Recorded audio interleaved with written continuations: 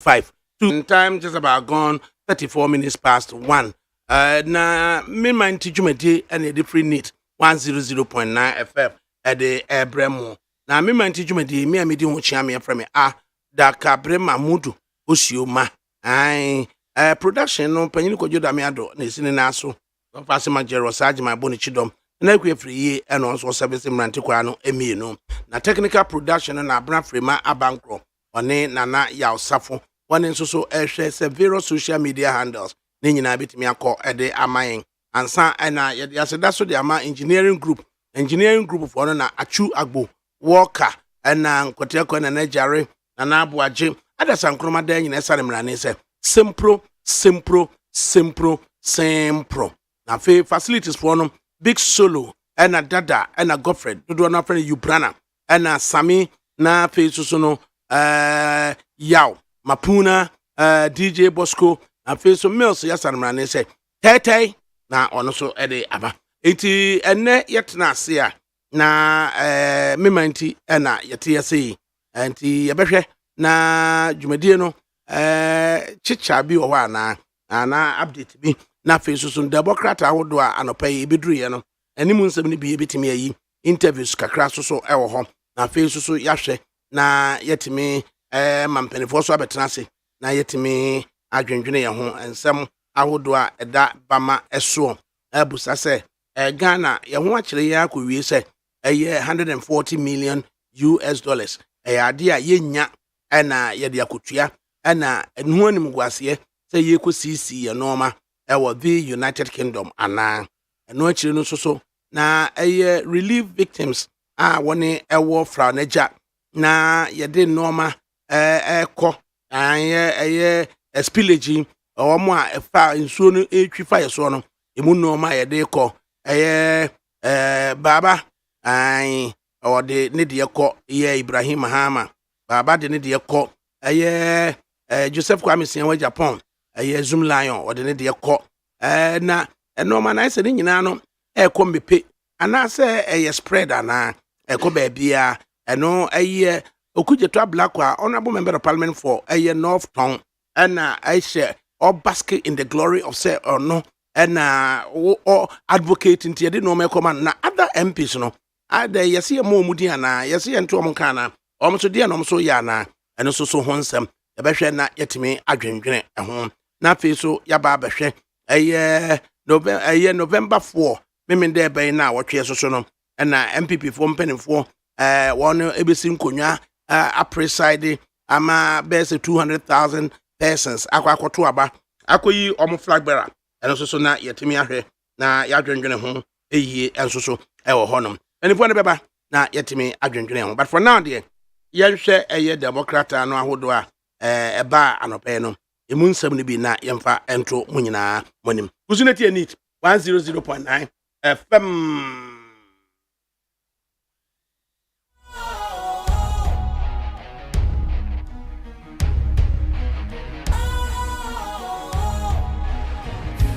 Cool, fresh and trendy with a new look.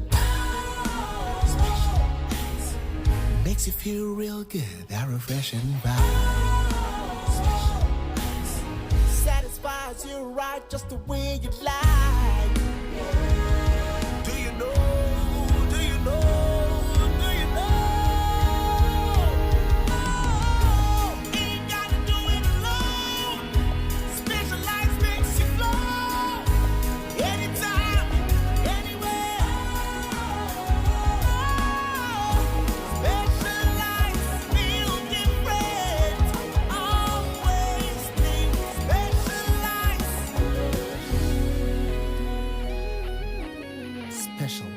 Natural mineral water. Feel different. Think special. This advertisement has been vetted and approved by the FDA. Hey, catch it. Listen in here. And you ma beto to dia me baba no hwan de no. Hwem so betumi a. Hey, asew. Hey, now beka. Ya John to mami ensa duku portmanteau. This way chocolate drink. Na kan wo hwe afibian so beri ni waware ne a. This way chocolate drink. Na kan sia. Oh, asew. Wo den kan no tumu ho. Me be mo anu so hye kura de aka ho. Wo hwe de wapi ho. O ka sa batete. Eda fo mo one. This way chocolate drink. Crash up a pair baba worry. Aso. Ye fear said this way chocolate drink, ya sorry, no pan on yenum. Ye bishop free gymnum no snack. Ye nya ho one on the seven woman. Ye did really a pebibia bob we had yasua. This way chocolate drink in yenum. And at this one, what's yanua? Has it a wom, cocoa wom, brick wom, bibia wom, I don't hear any social. This way chocolate drink. You hear any social. FDA, I just said, you didn't crack to more jet to say a ye.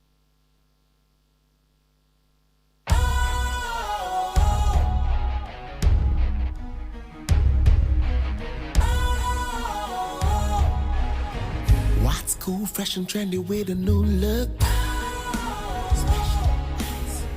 Makes you feel real good, that refreshing vibe.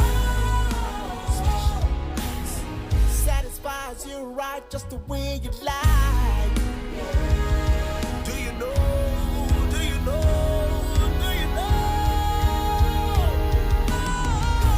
Ain't gotta do it alone. Specialized makes you flow. Anytime, anywhere. Specialized feel different. Always think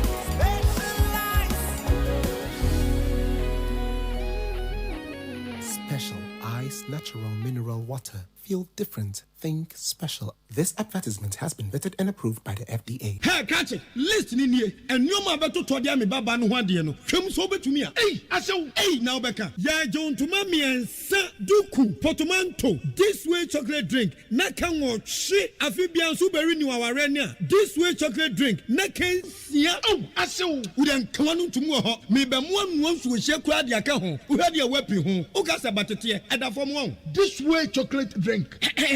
Crash up a pair baba worry. Aso. Ye fear said this way chocolate drink, ya sorry, no pan on yenum. Ye bishop free gymnum no snack. Ye nya ho one on the seven woman. Ye did really a pebibia bob we had yasua. This way chocolate drink in yenum. And at this one, what's yanua? Has such a wom, cocoa wom, brick wom, bibia wom, I don't hear any social. This way chocolate drink. You hear any social. FDA, I just said, you didn't crack to more jet to say a ye. Neat 100.9 FM so any sabre we say idi kan say the obokrata ahodo no a eba no pay no animu nsem ni bi ena ye be yi na yetime animu de edi nko na mo fanche say ye kan say no daily graphic ena edi animu na daily graphic ana ode oba fefe eye enkran hima eye na de omaduro ana o say gamanye funeral rites begin. Or say the late na day o me adro a wotoso me ensa enkrashema na say no de ye hye na yiyo ase de wo ye hoho bi atenkra ha se ya moaso na ho na enhyehyeye amamre ne amane a omo eye no na wani ada wonom enkonsore nkonante basa anaju de suomu na ne nambasa basa ene ade wo ba bi de akokope ba bi dantem na obia emihu wouldn't ambassa and unti daily graphic or the ato animu hasi or say construction of new cement factories suspended trade ministry and also afedie I company ahodo no a wo mo eye cement e wo man mu ase no afedie ye cc kakra sasafe na wo ba be your cement dia e de na ubegyae na watwentwen so na ye de ehunu se de bisi afa ede ayeno na ede na ehohonom ene records of 14.2 million patients digitized say one year ye papu modern na ye call apu modern ye atena ye ahodo no afei na ye woni ensem afa ye ho no ye de nyina agu ye mfidi eso akonsombo dam spillage. Government will restore livelihoods. Deputy Minister assures victims. Fatima to Abubakar, Deputy Minister for Information. And he said, Wojina mo Edin Sembi to dwa na nana du ajiman. Watch the graphic. Ma editor Susumani Uremono. Or say, the government has pledged its commitment to distribute relief items to persons and communities that were affected by the spillage of the Konsombo and Crown dams to bring comfort to all.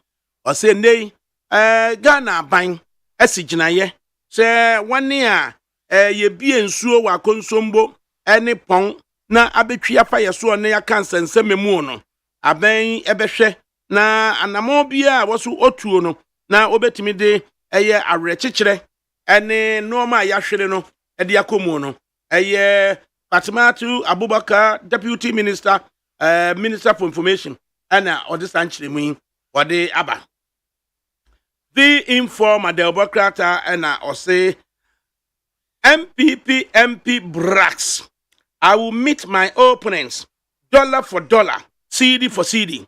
Alfred Obeng Boateng, or your MP for Babiani and Yaso, and a Warber can say, a Jamamium Kakra, Jananum Chidayan. So I know dear what the dollars a see what the abata papa. Now 1 year you're sitting China, you bet 2 no. Emma went to me in a mumma, baby any and yaso for no. Or say, or would the seat no dear chat on Tuesday dogo be no bet with the $1, no answer the $1, with the $10,000, no answer the $20,000. Nina say, or say on Tanasi Emma Ubi, Fano Sabiaku, and the kind and conquer Bobby before Frokra. Zoom Lion rescues workers affected by dam spillage. Donates items worth 174,000 cedis. Dr. Joseph Kwame Japan. Dr. Joseph Kwame Siawa Japan. Zoom Lion Penino. Ana wasuma juma forma yako na yako akoshe. Said the enormity air coso our franeja. The normal ye diakoche no. Etwemu sidie oha aduoson enan ampem oha aduoson enan 174,000 cedis ana wamode akọ tete is it 17.4 billion if I'm right. The find that the Obacrata and onososo ede ababedri also livelihoods will be restored. DRA assures spillage flood victims. Engineer Edward Obin Kenzo, Deputy Chief Executive of VRA in charge of engineering and operations, and an infoni dahi, Abrante, wa ye bi papa said otonobo asichire ni nsemu na de nyina no ema unya abotoyamu bi se bibi ekoso na ono ne yede ni infoni na beto ase a ese 1 year sabiaku pane pastor me nsako ya no baabi a ye didie yemfu aseye yenyuma aseye no yabehwe na yetimi de omasi omugina bra na omugina nsa na ensuoi ebetwi ede afa eso customs intercepts 11,200 full pieces of imitation wax prints. Woman do say the yenimu ano no will be akofa ne ntoma aba yesi we imitation yakwa gini nyina.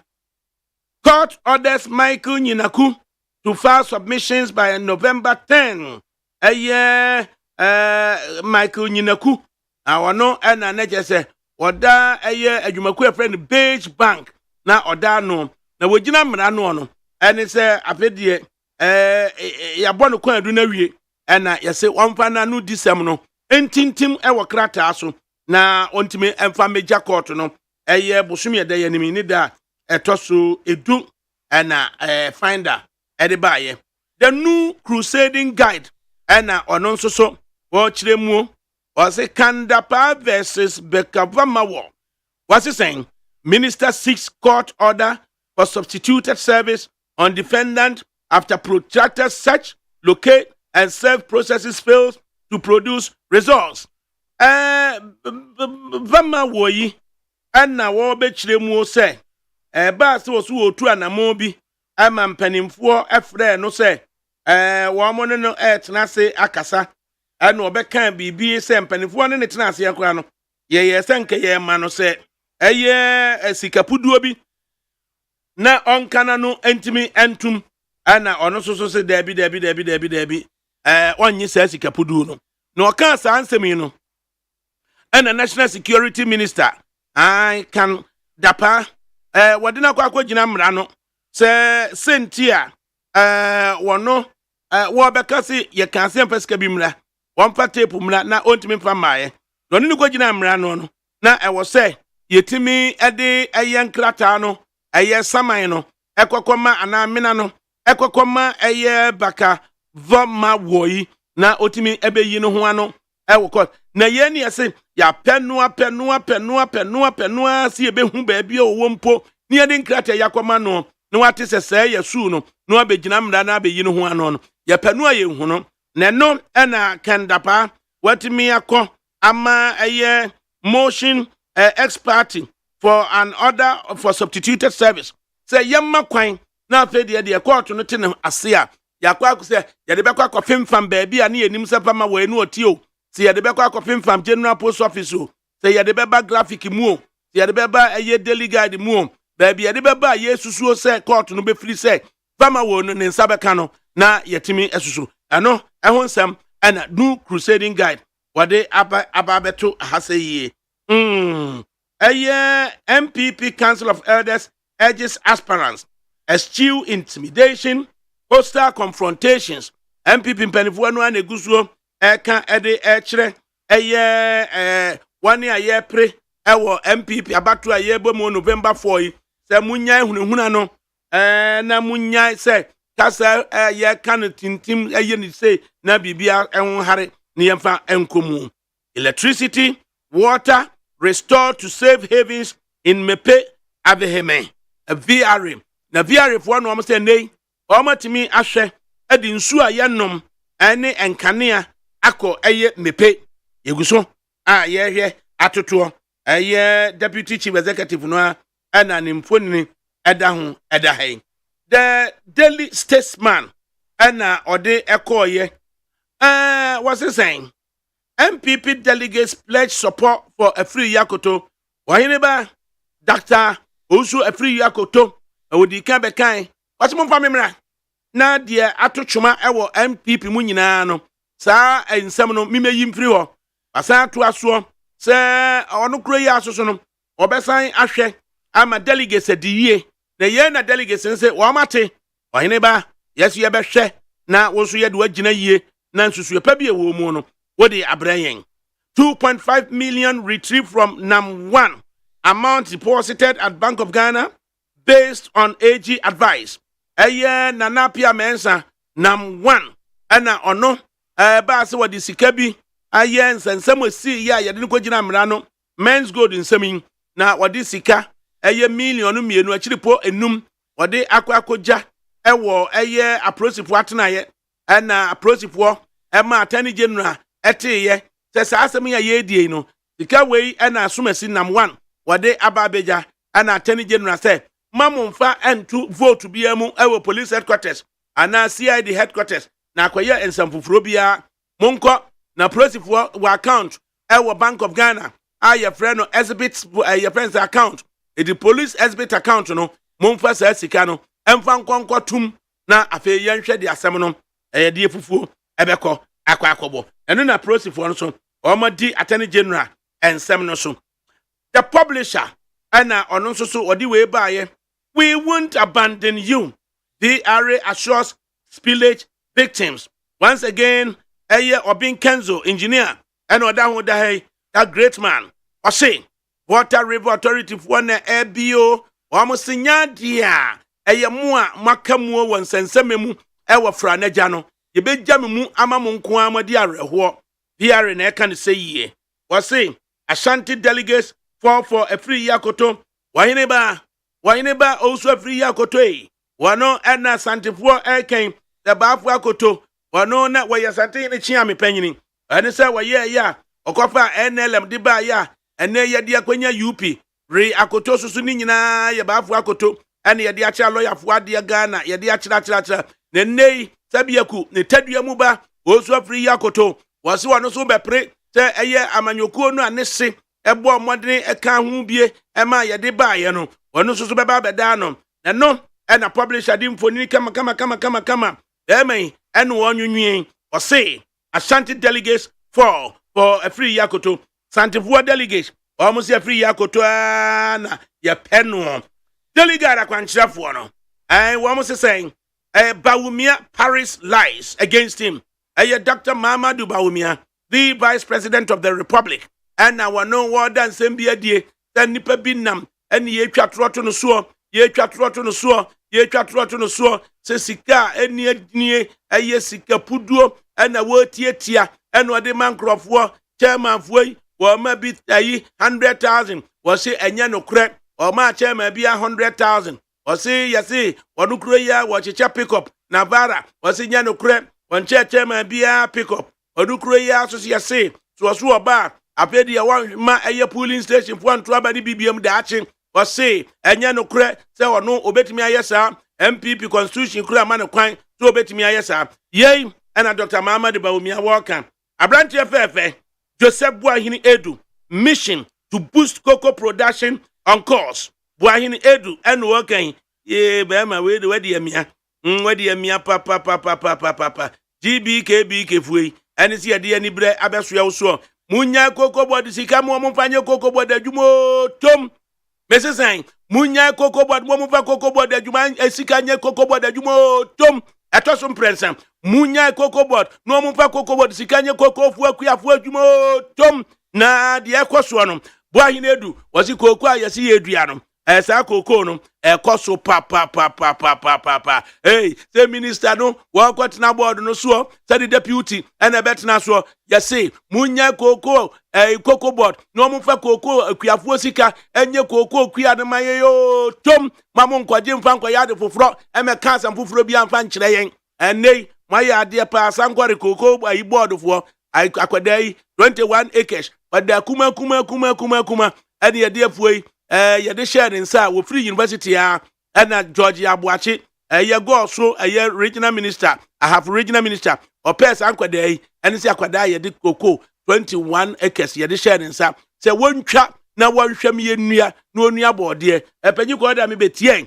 ena brantia no efiada no wode boode a wodua ye no efiada no wode bremie oba na mini ho no makokwaje boode no kwaje boode no VIP wode mema sankore bus amande abankran abrantie wie university de 21 acres afar watimi afa nipa manage wo mo ade atwa koko na toagu adua koko no foforo adua boode over 5,000 sucklings adua ni nyina mumma koko bodo kwan no mumma mrantie ne nya adwuma no mumma nkwaji sika ne nko finance ministry tom na mumma koko bodo nya na adwuma mumma koko bodo nya na adwuma nwie sa meguna ni mase Boahini Edu na ntimi nkan afi na minister say mene Bank of Ghana governor ye kwatena board no so ma mutena board no so a montena so deputy ntena so but ma munyi koko board sika nko ba bi fufuro tom na mumma koko board nya na adwuma na nyina mu na nimgu ase ne ba eka ye nyina na mrantie na ye fa wo mo no mommie mfa afuo ni hye wo mo nsam saa osinofo me chia mo eno so wo mo sekire ma koko fu eda hoi eno so ye de ma brantie saa wado adua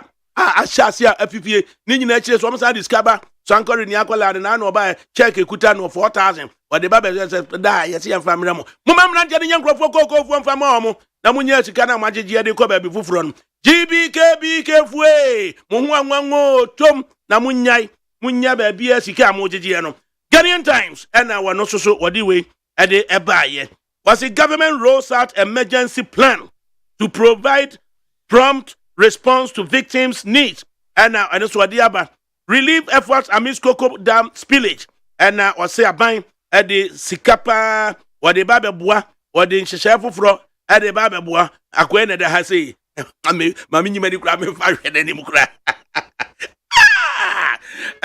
Hakonsombo dance village schools conduct studies under trees as classrooms turn into holding places or say nay suku ahodo ewo franeja nso ye twiafa so no enkwada na nya nnua bi ase akotena na secondary school fo na ewo mu no kyerɛkyerɛ nkwala na de na wo hwɛ serene environment enkwada sua de ya Oma ya de papa oma ya de na ye kyerɛkyerɛ mu nyina de asem fefefe the Herald Democrat na odi we say ede baaye Ibrahim Mahama donates to 20,000 homes affected by floods igbe baba Ibrahim Mahama engineers and planners low bed maku enum na wo mo sesa no magusu mattress mo biscuit ahodo no ma Ibrahim Mahama diako enye no maketoa ene say wo se afie maku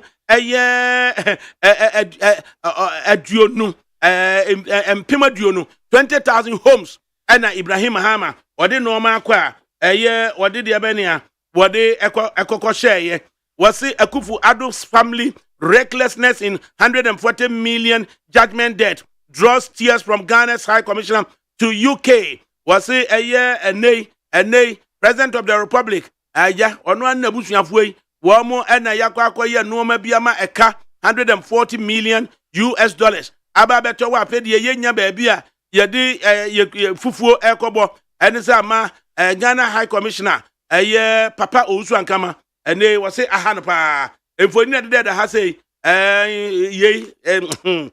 mudi ahi biem was the Daily Dispatch Bawumia will get 70% in November for flag bearership miracles abuache enkonyani fo abuaje ene wo ken wo se ene de Bawumia benya 70% November 4 and engineer Denimo also so benya 30% adaroma akompra ko unu hoyini bo so free agoto mo anya bawo Bawumia 70% engineer Denimo 30% na just agoro na gu na yawie bibia right na yankoi na oba fefe oye emranim ni na fensuso oye soafo na oye soafo abedi akire information ministry na yene ni nkodi nkomo nei wohwe ni main story our graphic anytime mu nyina no government will restore livelihoods. Deputy Minister assures victims with a very beautiful photo of Fatimatu Abubakar. Yene ni twetwe nkomo kakra. Honorable Deputy Minister emwa ha. Ofan What is saying? Nyame ado ye na say. Boni bia ni akwem. Na photo dey when they choose my journalist we efo. Oh, me anapaya na me na me hu mpo se yetwa mfoni bisa. Oh, we dey afata. Yo. Na wasi Akonsombo dance village. Government will restore livelihoods. Deputy Minister assures victims. Timu kakrama yene. Yo fa we dey we ma wa ha na menchia wasiefo ene Ghana hye nyina. Jidi say Muslim no enkomo na ne shafi na jini say sade no omabie na funu say omambia ebetimi ebu entina so obie na nsuo no kakae den ekọ na so ni miye mu so no yeninta akofo how bebre na abre yenuama ne yenuama bia omo fra mantem mu ene epe mantem ene nkran hase na sabi obi ohono na wa na fu na ensuo na twi so obi so tilapia na ensuo na betwi afa so ama mo ani nyina twi ko ene eniema ekika ko bebre na obekan a ebra na wo twetwa mu ansa na omanpanyin enkopie mu one of the communities emepe in Northern District ni edika ko anafa ene sentrefo edinkita ho akọcha de ne nkeka ho na omanpanyin so baaye no ade a oka eche omonse yenim so ye ne kese pa na aba na so ye kan omonse anamo bia aban betu na adehye oho bitime se omudada yete na sapetemo no ena ya shaase a yesu ho anamo na anamo no ejinane ama miensa so woni nse na edukan sabi ensu ayire na obi akasie na wontimi mpia eho behia se de nadmoni afrafo na omode omokodo ne akade aka esima ko yi nipa na kosi kokọ so na omo so abono ho adwa a yenhwere bia nia etosu yenu ene se wayi nipa free ohaw no mu no bebi ade omo kotena no omo dabre omo didie mu ayarehwe akande bia omo behia mpempe kopeme bra ensuo no beba fom na yetimi akasa yensansie kuro no ema adehye omo ho nyina obia intimi nkoho no eno nso so ne etoso yinu ne etoso miensa ene ne obroni friend rehabilitation sabi obu ohono a school aban wo ensuo ayiri kata bi so enkofo eja pade ase ne nkeka ho sasa bi wo kasa yenwane ebi mo firi ho no ma odan ho a wontimi mpija wade hia bi ho a wontimi mfa enti so no betwe no afei na empanyimfo ɛbɛhwehwɛ mu ahwɛ sɛ deɛ na asɛe na yɛmfa data no ɛntoto ho ne yɛmpɛ ho akɔma ɛnkɔsiesie ma ɔmu sɛ ɛbɛyɛ a obiara atumi akɔba so obɛdi n'adwuma ama ne nsa akɔ ho na ɛmra nsɛnkyerɛfoɔ nhyiamu a yɛyɛeɛ no na yɛsi yɛbɛbobɔ ɛyɛ humanitarian interventions na sɛ relief a aban through ne agencies no atumi de ama ɔmanfoɔ mu wɔ hɔ no enti nkɔ yɛtwe na ɔtwe mu no ɛno ara na ɛnrɛ yɛto a ebi ne sɛn nnuane ne n'akadeɛ deɛ ɛne matress ne ne ka ho deɛ mu ne nsɛ n'adofoɔ ɔmadwuma mu a na afiri da a yɛbie yɛfrɛ no sɛn kadeɛ no apono sɛ nsuo bɛtwa mu nkɔ no da biara nni hɔnom a n'adofoɔ mpanyimfoɔ ɛne biarefoɔ mpanyimfoɔ ɔmu nni hɔnom a ɔmo kyɛ nneɛma sɛ ɛbɛyɛ ɔmanfoɔ nkɔ bɛdidi ma menkanka ho nso so ne sɛ yɛyɛ aware sɛ Ghana adehyeɛ binom ankorankora bi mu nso aka wɔn nsa ase a ɔmakɔ affected communities ne mmoa ne nyinaa yɛ aseta ɛfɛ sɛ biribi bɛba na Ghana nyinaa yɛdɔ yɛ nuanom nti yɛbɛkyerɛ dɔ na notwithstanding saa individual efforts no aban asudua sɛ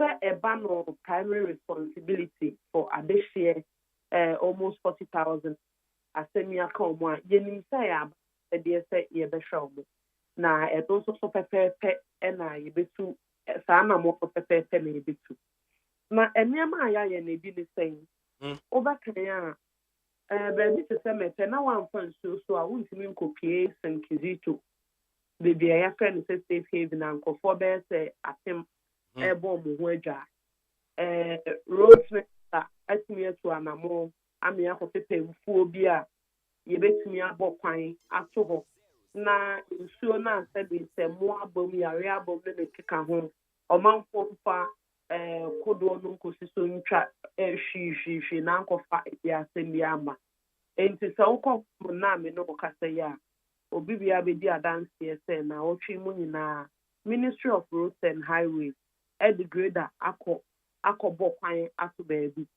a wofiri safe haven baako kɔ another place anaasɛ mepɛ kuro no mu kɔ safe haven maybe a wotumi ɛkɔfa hɔ no anaasɛ deɛ ɔmo firi nkan ba ɔmo pɛ sɛ ɔmo de nneɛma ɛkɔma ɔmo no ɔmo nso so tumi fa hɔ nea ɛtɔ so mmienu no sɛ nkɔmɔ ɛkɔɔ so na ɔtwetwa mu sɛ sɛde ebi wɔ hɔnom a na school baabi a nkɔfoɔ ne da no ebi a na school no ne nkɔlaa no yɛ ahanu a ɛho agyanan ɛne ho akadeɛ na ɛwɔ hɔ ɛno so wode nipa mpem akɔ gu hɔnom no obi wɔ hɔnom ɔbɛyɛ ne ho yie a gye sɛ petee mu ɛno nso VRS anamɔ ɛma yɛde 40 disposable mobile biodigester toilet ekosisi safe havens ne nyinaa na VRS nso so ɛne Zoom Lion de ɔmo nsa hyɛ nkrataa ase a ama Zoom Lion nso so na ɛhwɛ saa mobile toilet yi na siesie ne sɛ ebedi ho ni abra no ɛbra no na nkɔfoɔ betumi ayi so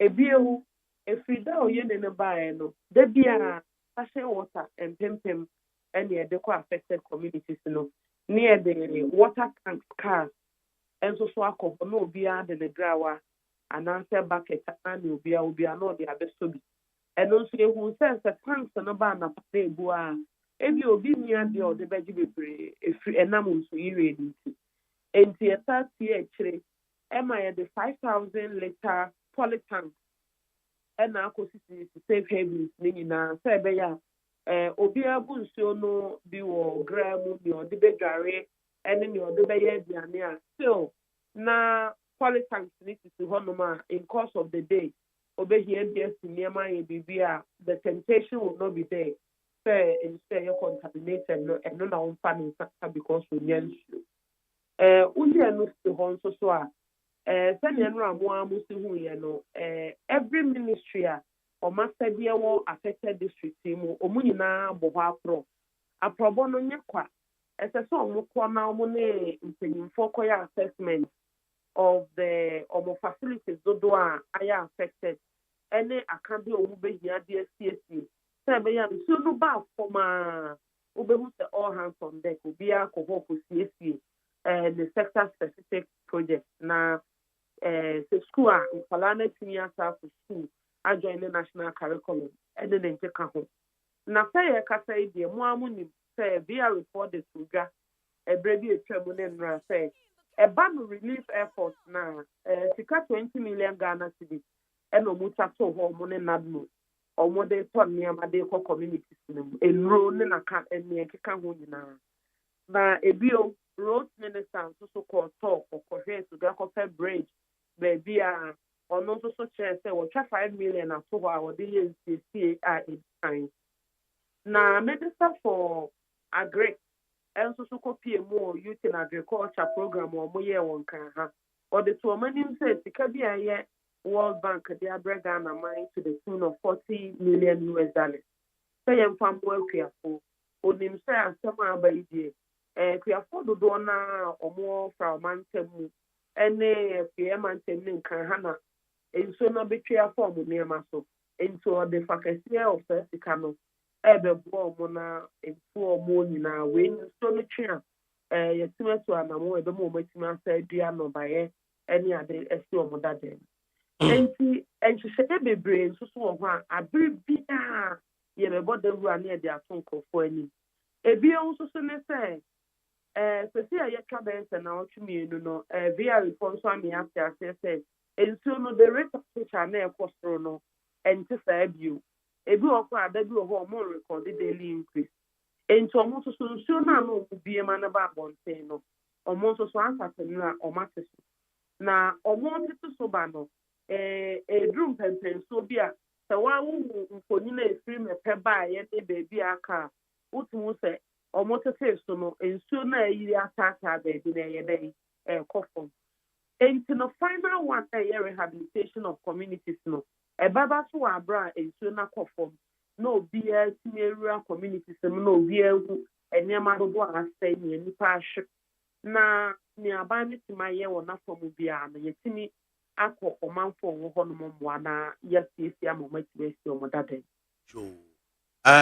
Fatimatu wanuhwam ɛne nkyerɛmu yi a wode aba yi ɛdi ne kan ma yɛmu sɛ o yɛwɔ nhyehyɛ soronko bi de ma nkwadaa between wɔne a ɛdi afe de ɛkɔ ɛyɛ mfie dumienu between 0 to 12 years nhyehyɛ bi wɔ hɔ de ma saa nkwalaa no anaa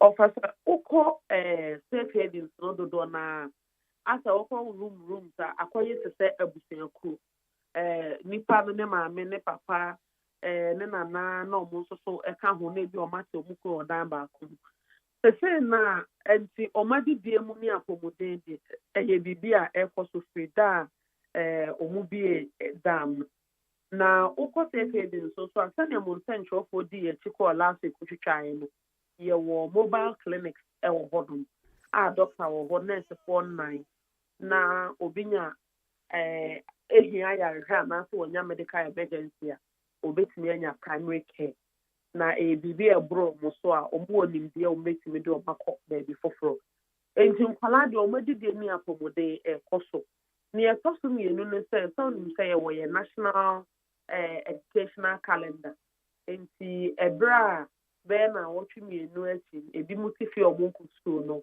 ebi a na ɛwɔ nsunsuansoɔ wɔ ɔmo so ɛno no ho anamɔ na ɛnna honorable yawɔsɛyɛ dikum ɛne honorable reverend ntimfɔdwo ɔmo kɔ pie hɔ ɔmo ne mpanyinfo ahodoɔ kɔdi nkita ho including MPs of the area ɛne ahemfo ne ade na ɔmo de technical people akɔ sɛ mmɔfra ne ɔmo nam na ɔmo ba abɛhwɛ ɛkwan a ɔmo bɛfa so a ɛfa ne nsiesie of school na nkurɔfoɔ mu bi to some other schools a ɛno no wɔ baabi a ɛwɔ kokoɔ so nti nkurɔfoɔ de hɔ nom ɔda no yɛ muvi nkurɔfoɔ mbɛtumi asiesie n'anim anim yɛ a na ɔmayɛ some special arrangement bi ama nkwalaa no na ɔmatumi asate school na ɔmayɛ nhyehyɛ nso so ɔmbɛsa asua ne ɔmahwere ne past ne nyinaa nti mpakyɛ ɔmɛsa deɛ fa no adesua adidie apɔmuden ne biribiara aban ayɛ nhyehyɛeɛ a yɛhwɛ wo sɛnti a yɛbusa no kɔwie sɛ yɛwɔ mmerɛ bi ɛwɔ ɔman mu a ɛdi mu notwithstanding sɛ constitution no so no ɛgyina mu de ma yɛ nyinaa kɔwie sɛ Children's Act no ma enkwala ne mudie no a ɛyɛ no ewie pɛyɛ sɛ the welfare of the child no is of paramount importance to wɔman no ɛno nti na protection and care of the child no yɛde ama Department of Social Welfare ansa ɛna yɛwɔ Children's Ministry a yɛwɔ Department of Children ɛnso so ɛwɔ hɔ nti wei no na within the ambience of the law no yɛpɛ sɛ yɛhunu sɛ take specific interest in nkwalaa no up to 12 years na anaa. Me pacho no correct. Only say initially omubo committee interministerial committee me chief of staff akusia framework say opare account. Now immediately with those who have responsibility towards safety. Early central for your friend say ministry and central for dinky. But subsequently, no ministries with say education, health, gender, or money in your market. Now, what you try to say, what a briefings are free method by not even honorable tenaments, not all representatives of ministries here, our boss, no more.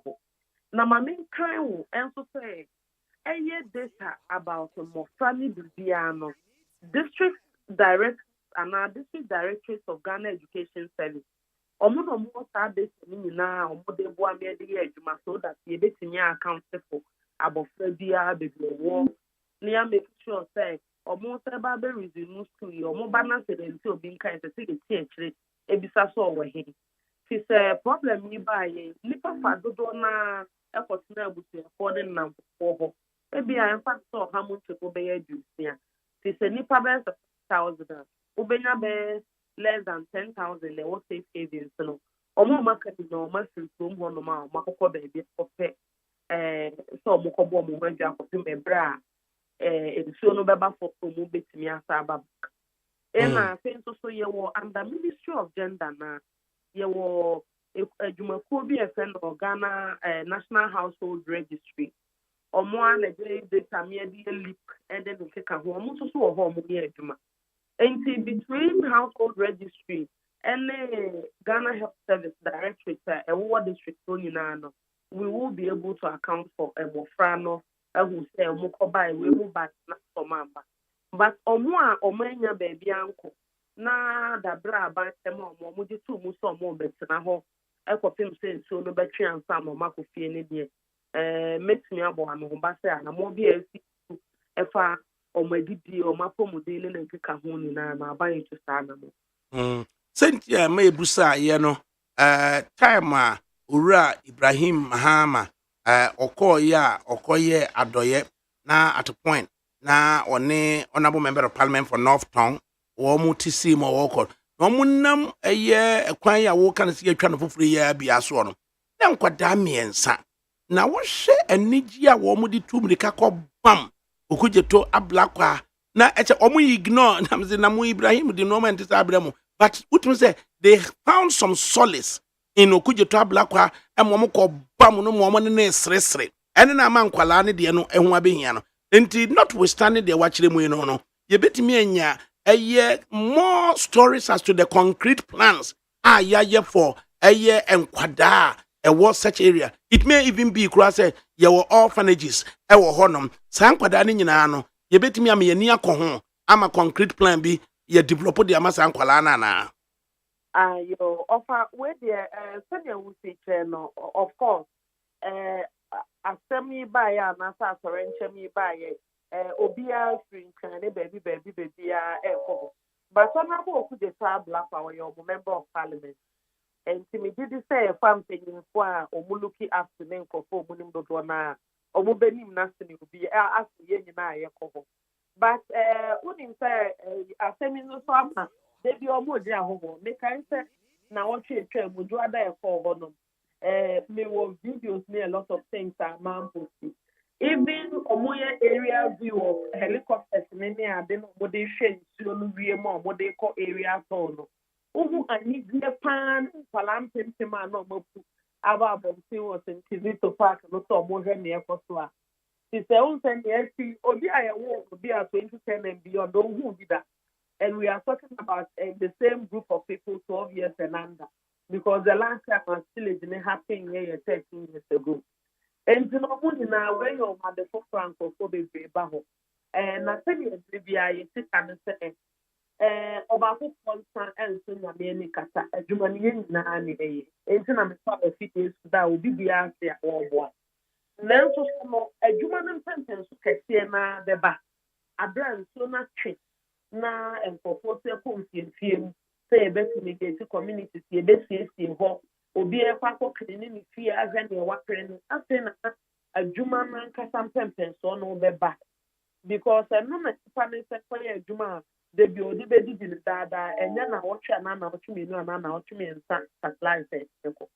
And to be rest assured, Senya I do a drew one. If you mean I beckon a one boom naya yeduma, a day a demo be a one ha or makes me community debate my form of my petra. And said much a year boom and quala and penny for and Mrawa and Kokra. But near me football sunny and near my a year agent as the seer will be a real hand awful. A be I am studying over the level fear you won't see a tomb. BBC are waiting or any dinner away, baby. How are we accounting for them? And none of the CIA.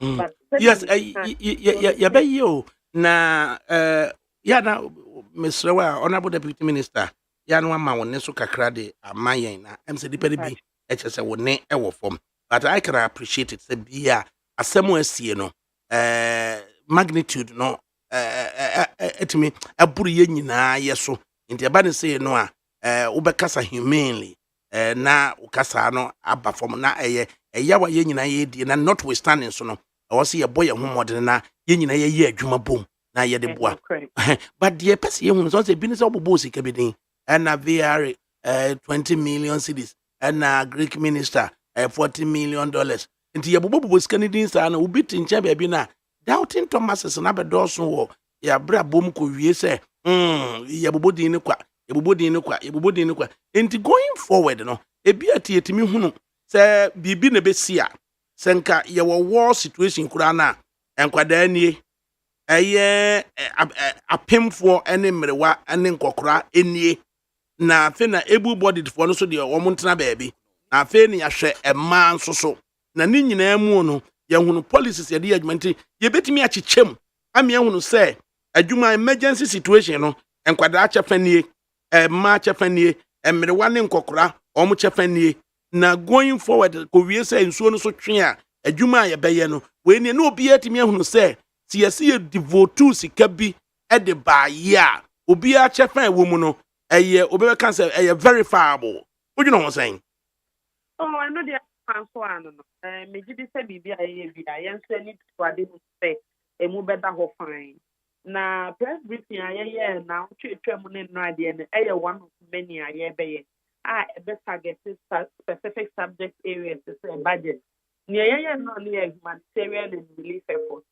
na what should be say ye mpre me gidi say no so ni ama ye ntinya ni na afeko pe ne say empanyufo no bebre kwa ni nkran ha they are still on the field and the happened when I was sabeka obi no now the number no na be cheche ni die mu but me assure say ye wanamo bi a yatesa ye pese collective ye beka anamo ekọ ho nyina ekabo ma wa aban fam ye betimi United States and now say this amount dey cost so ankra for this obi ankasa every ni pemu no the near ekọche communities no obobu obi so say the near ma me dey come mo 1.5 million 3 million na udi say no dey ye mo ntimi nkọche ho nkonta emu and answer MHA but be rest assured say any aban agency the any day ye betu anamo will account for it all.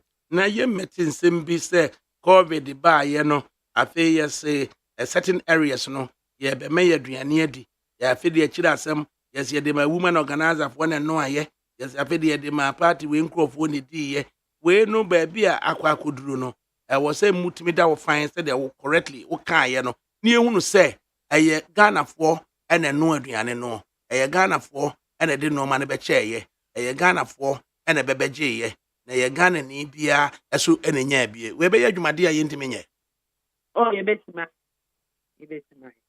to the kra no ye be ka kire ye say 9 districts and na akoye wo how e de amayen eventually ko aye de district back we come and ko 10 district was it so jama se bibisa ansa and na ye be catch say 26,000 a year persons and na akoye wo how na yesu ye tinkran ya ye nyankoyi uhwe tv a mepe uhwe radio a mepe uhwe new kankan newspaper mepe na de mepe nko na asemato wo mo ye na yebetimi aye na yetimi extricate the idea say aye MP for North Town ukujeto black or high profile but at the same time no yebetimi spread across ame ye hunu say anno ade a wonya aye nie aye ndagbefo de nya aye nie bato bepe omuso de omunya aye nie na ye hunu say aye Ghana for ane ye de omwa bre wo mo ana ye ko omwa but not mepe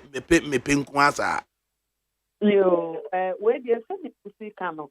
Ebi a wote meke because hona nadmo amount say as command center together with security agencies no be if it's a honum area no south north and central spot na the west affected district. And you know, na obehu say honum no mumu na de go a obi mikra na nsuo no enko ba bi for this year the cold west.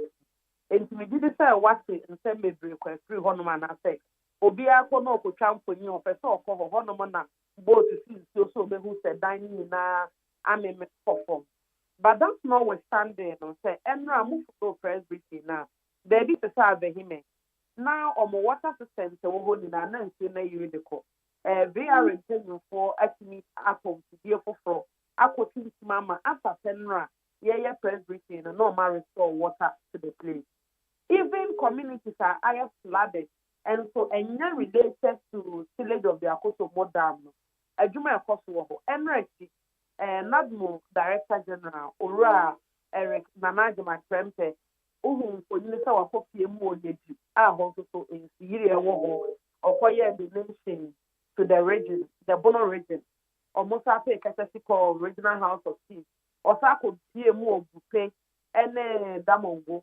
Buffet home to so pay catastrophe or distribution of relief items. And then I may know what say, may aware, sir, or some meetings or two regions, any regions have would only be or months so affected by flood. And adjoining in a Bonabe bomb at the same time coincidentally, and related to village, and then related to Sodoa airport within the month now causes floods or baby brain. And to me, what you didn't be brave because the honor is to say the highest force and our command center will be a challenge to me. But that notwithstanding, almost the honor, Omukoye Juma in the various districts and a normal Saba command center where the reportable contact. And tonight, baby, I know they do nothing before. Or this is another deputy director general. Said you or no what not on what some in the work. We are sent by in Okodruwa. Whichever delegation goes there or more to receive them. Meaning task for also air your body. Now, and many is having for me a Bible thing. But I can assure you, say they are not leaving any district behind.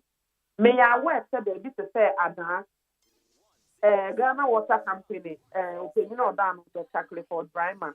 Or more announced so more sachet water from Ghana Water. Put so many bottle and sachet. 1,500 bags. Emma no for now. What you say? I be uncle for the near me. But said yeah. Oh, say now we can't say yeah. Can't say yeah. Never form because I be know.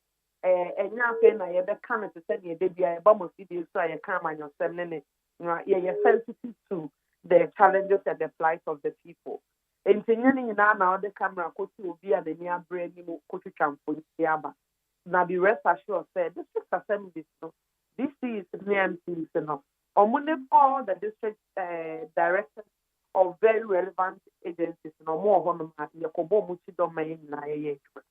Yo, Edna Asada, Ena or my Ghana, Ede Ebeda was say, Yenina Yenu no more, in Swetria from Cecilia, Tio Caseno, ya wouldn't say be or no more, in Suno ye be a no, I put a cassa, yes, peleno, and nona a kutria for almost a year can once.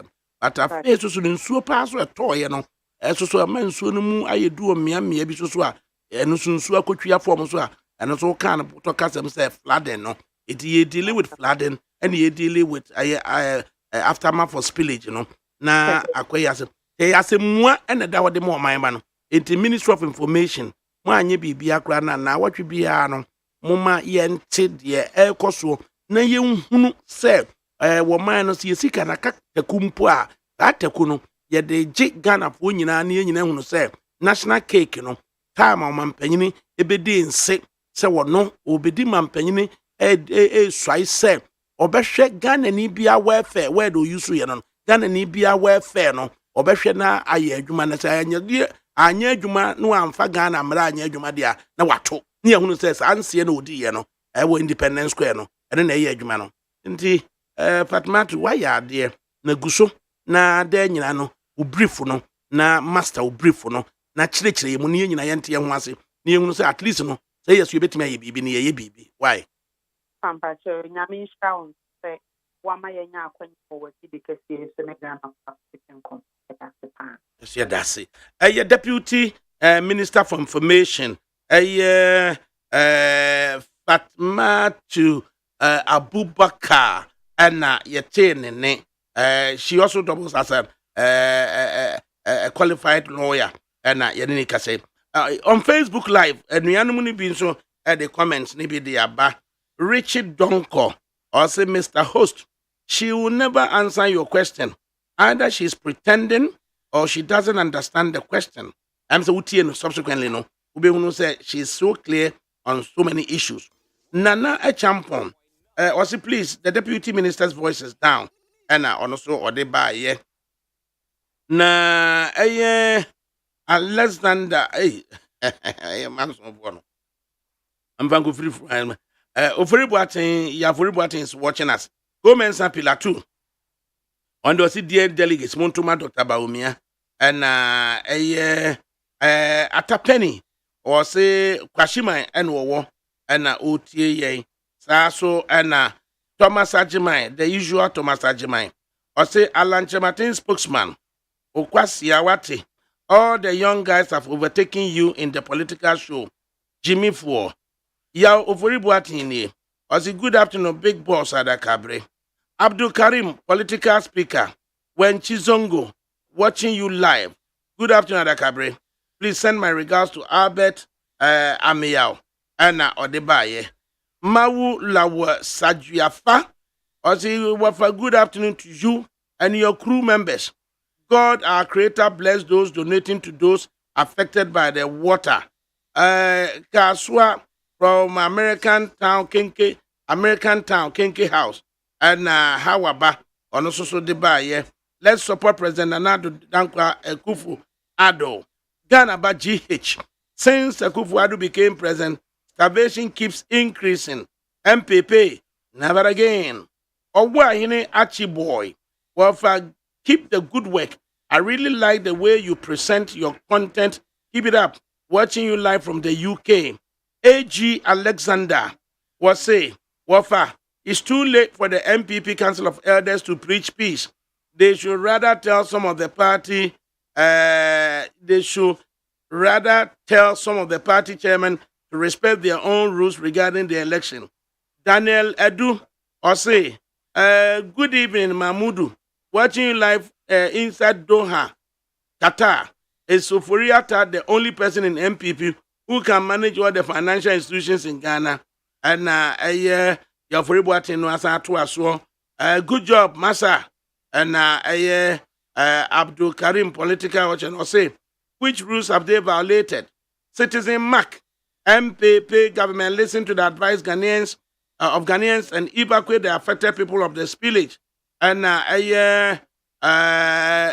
AG Alexander or say, Massa, what did your party constitution and MPP internal election regulations say? Haven't you seen some behavior of some of your lunatic chairmen? Oh, come on. And Ninano, Yemfa, Yanim, Nana Champon. Please, Deputy Minister's voice. Okay, we've seen that one. Joseph Acham. Ghanaians, let's all support this tragedy. And Kwabna Dankwa. Ɔsi shall be well of ɛkɔfrɛ yɛ deɛ bɛyɛ yie agwa yɛ wodi matem tɛm asɛ wodi mari go dia wodi matem obedi matem kɔ wie sɛ wɔn mu to no na ɔmo nwene Ghana ho yɛte ɔma wei sɛ mame nyɛ ntabi namra mɛka mfa nkyerɛ wo na gye sɛ ɛyɛ nneɛma no bi no yɛka ma mote mate anaa nti yɛ ama mo sɔre it is well ampa ma yɛne ɛyɛ teacher Angel Kabonu ɛnkonkodi ɛnkɔmɔ na yɛnhwɛ sɛ affected areas yi a yɛkan sɛ ebi akɔyɛ flooding ebi so akɔyɛ spillage no akɔfa ɛde aba yi na yɛbusa yɛn ho sɛ deɛ ne yɛyɛ ama mmara bɛka sɛ Children's Act yɛde bɔ nkwadaa no ɔse protection and care of children, those are the words. Now wotimi ka sɛ welfare of the child. Na yɛnhwɛ sɛ president of the Ghana president of National Association of Graduate Teachers no ɛdeɛ na ɔmbɛsusuo sɛ yɛbɛtumi operationalize legislative instrument this social welfare basi in protecting nkwalaa Children's Act ɛdeɛ na yɛyɛ ama nkwalaa no welfare ɛde yie Department of Children ɛdeɛ na ɔmo yɛ ama nkwalaa ɛde yie other institutions ni nyinaa no ɛdeɛ na yɛbɛyɛ. Teacher Kabonu yamwa ha ɛde woba ne FM so. Hello, President Angel Kabonu. Nti say Angel Kabonu yɛhwɛ ɛsɛ onyanuru ha se ya na wɔmra na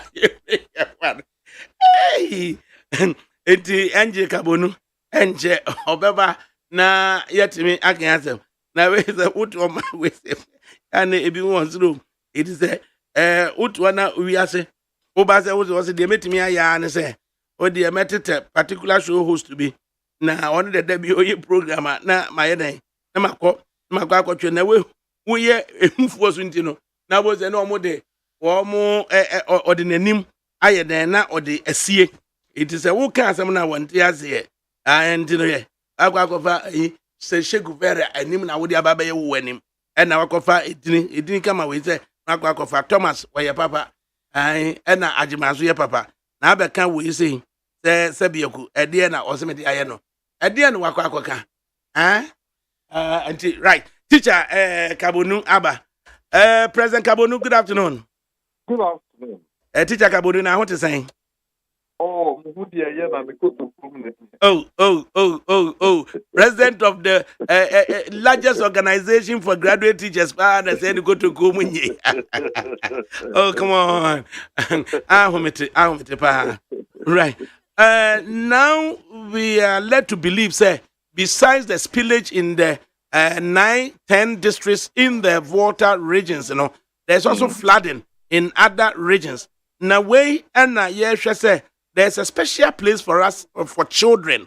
What could be the relevant expectation of NAGRAT and your person relating to welfare of children and protection of children and care for the for the Ghanaian child?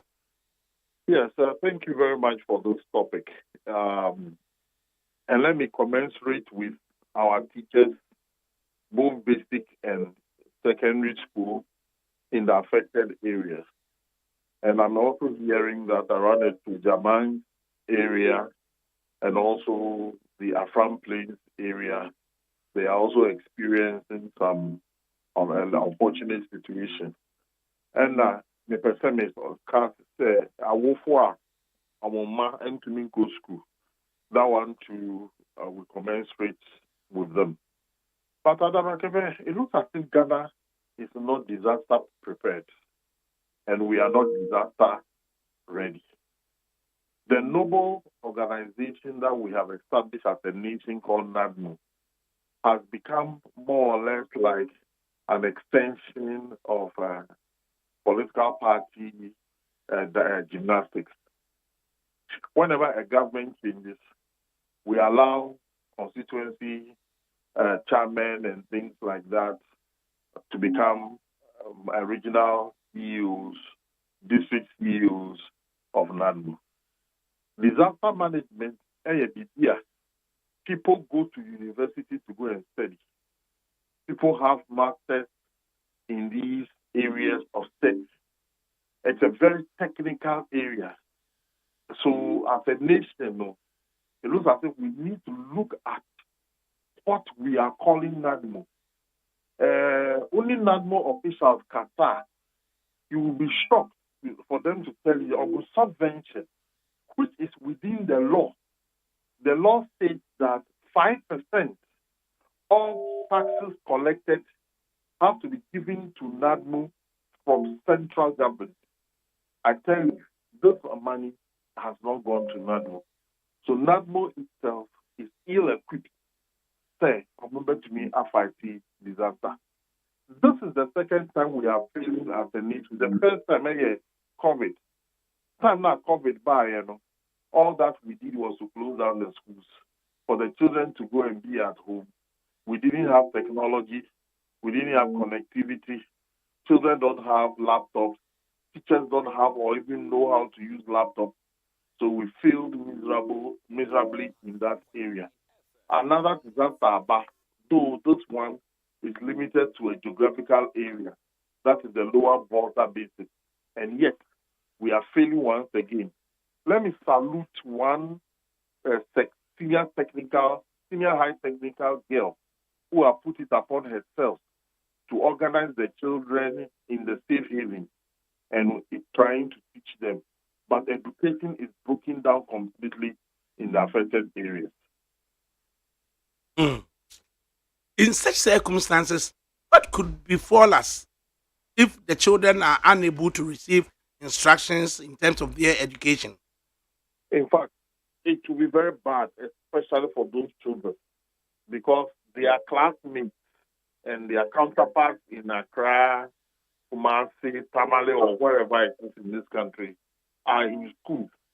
And these other ones are struggling for their life. Assuming, I don't know, but assuming the water recedes by the end of November, if there can be a special intervention where teachers within that area will be motivated, children within that area will be motivated, so that there is a beef up classes organized for them so that they can catch up with their counterparts in the other parts of the country. That will be one help. Maybe weekend classes. If government can just make some small resources available to motivate teachers and children to go to school to be able to catch up. BC, any WASI exam. Now, any fair. Say, they are going to write with people from Accra, Tamale, Takrady, and so on and so forth. So this is my suggestion to ameliorate the problem as it is.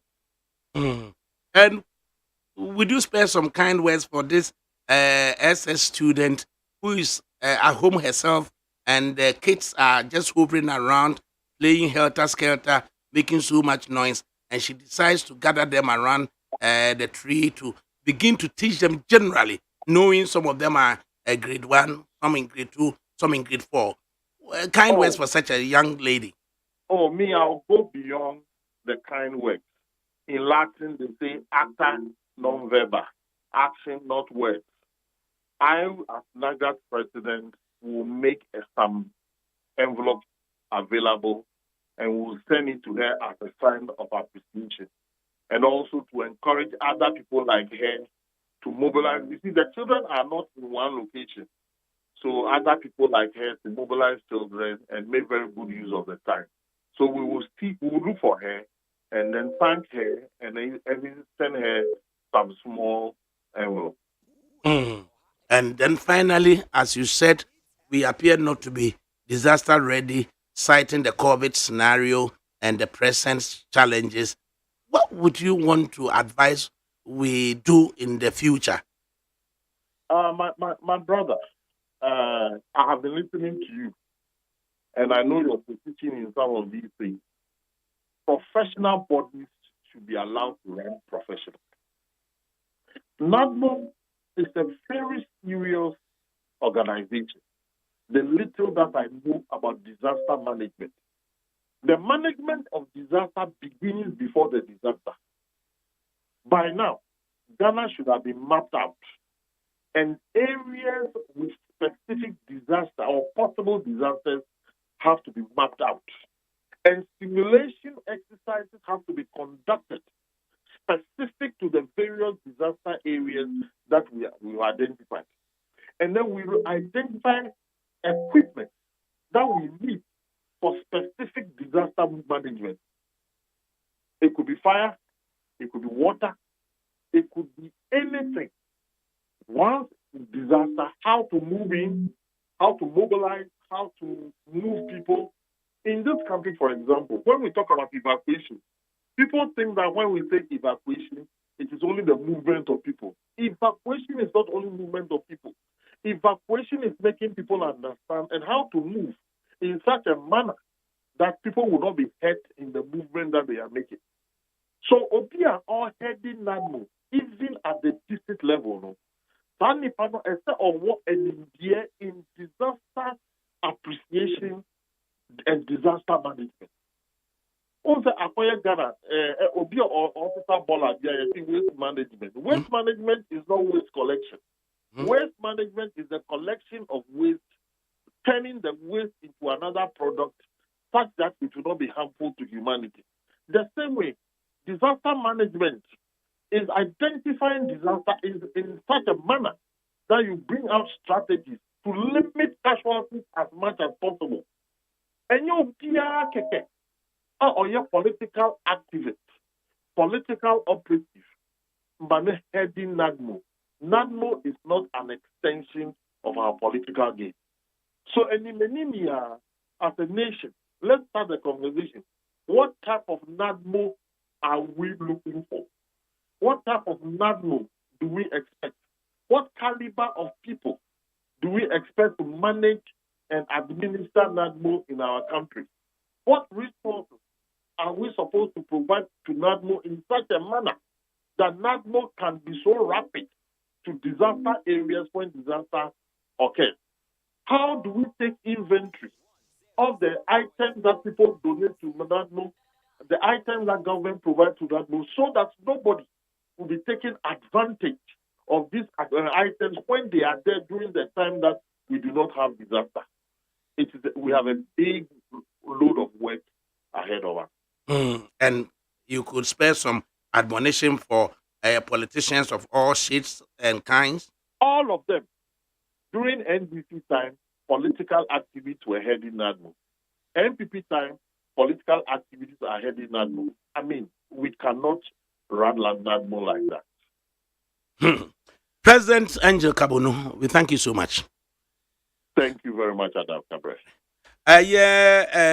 President Angel Kabono, Honorary President of National Association of Graduate Teachers, and what we say so at the Amai. I am penny for so transit. But you of the MPP, Nanaki, at Nasi, and Kingsley, and Maliba, Haruna, and as a Haruna, Kingsley, and Maliba, and so dear, what Nasi could any. Amaliba, I want to say. Over. Emi do mama wa ha na mema etiefo so ha. Right. Mami personally emfantu na ya na edika. Say obi wa no na wo ka bibia na obi bunya nipa ba ko bi na otenchan. E bia me se wo mo a anipa bonfo no mo na o mo no so. But o ma no edin. It is a strong language you know be use so. Or no strong language you say na mo a mo ye liberal no. Na what they say mo bibia. That's true. My young I resolved, say, go into cocoa farming. I wouldn't a brother say, beer, winning radio should be winning a jump for beer. At least, a year cocoa farming, no dear. I like it down than a guy. I like it, what is the idea, Madame Michel? Was it a quamna? Young conqueror, and do dear on BJB. I agree. I like it. What's it? With a many Google fans, no, Omudia, BJB. That's true. I'm so. There's a minyada, you grab Macasame, quack or share a funo. Yeah. As a young assassin did a whole for sure. No, Maca, then, Vessel, maybe to maybe so much as of one. Would dear Cacrani, Cacrano, would you know? I had there, I would, oh, Sabeka. Nah, going into cocoa farming, Nanya Mayadum. A half region, Ashanti region, eastern region and western of Central too. central de me bi o. Okay.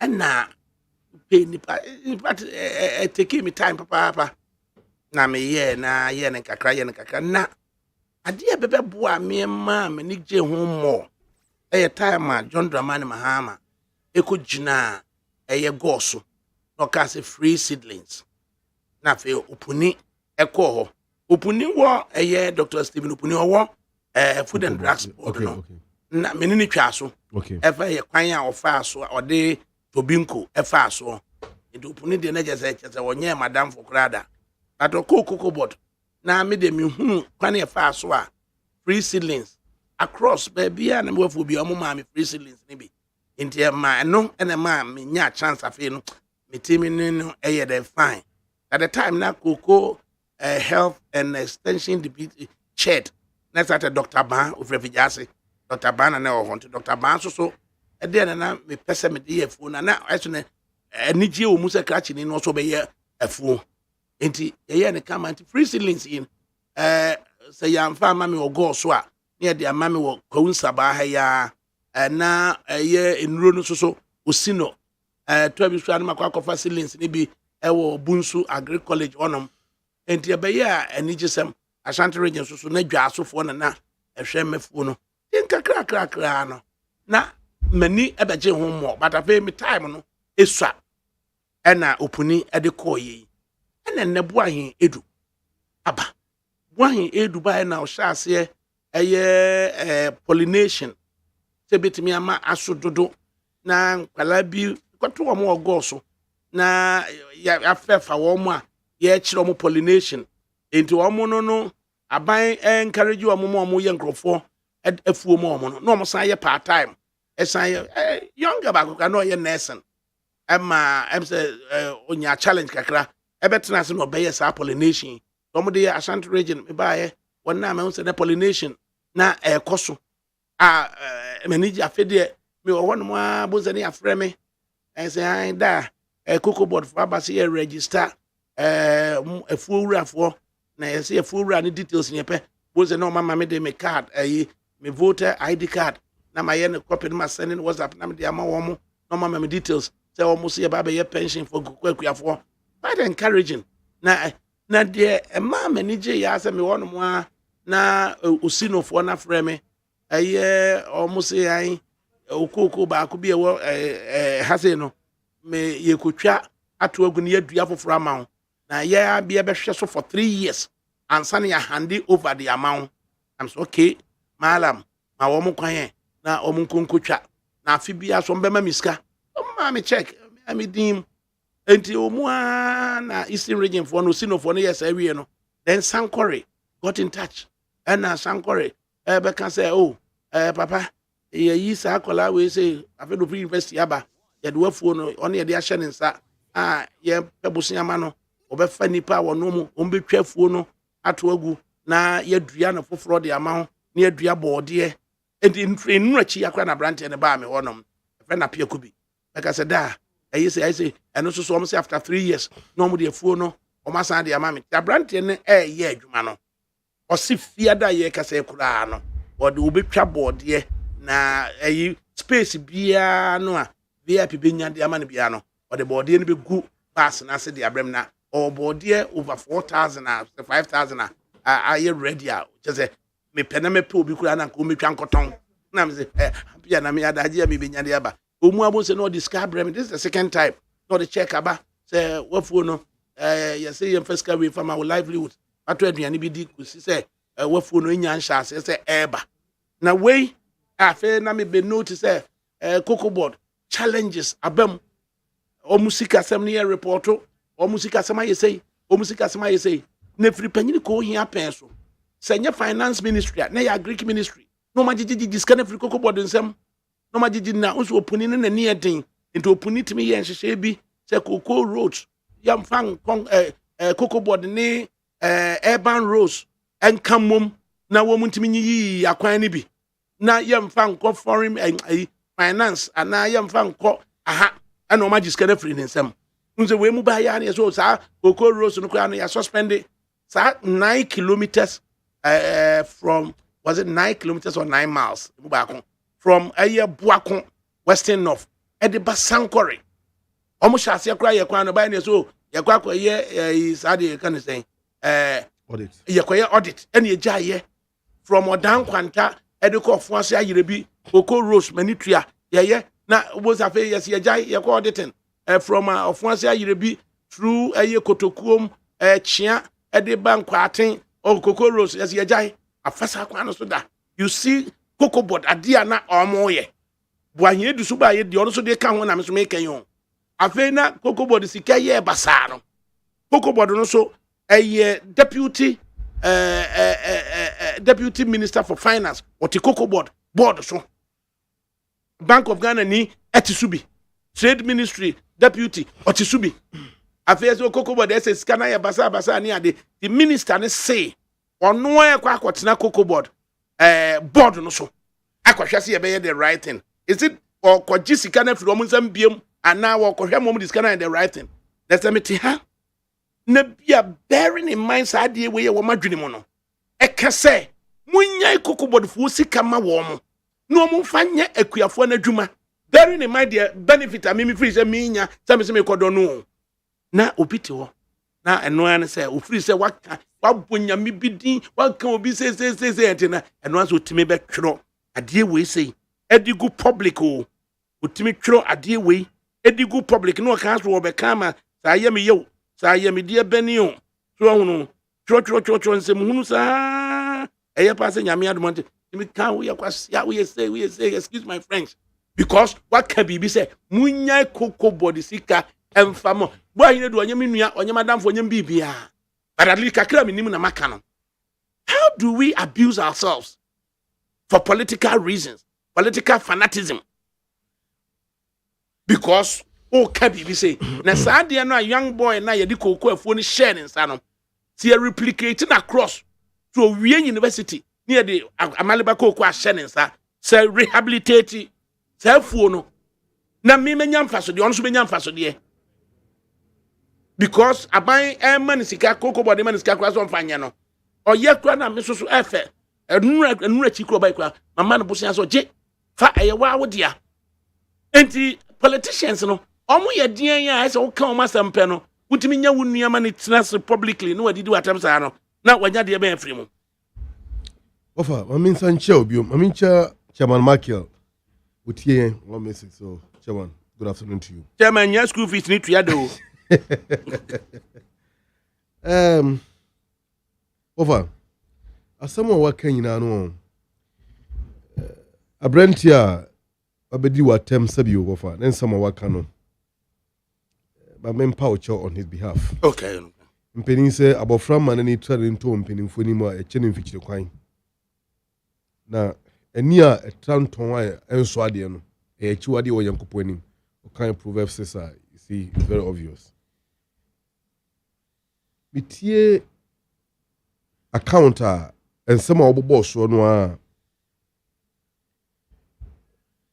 men can some influences been a draw from it but the mean who said the major motivation factor for you was at the time when cocoa seedling be free, right?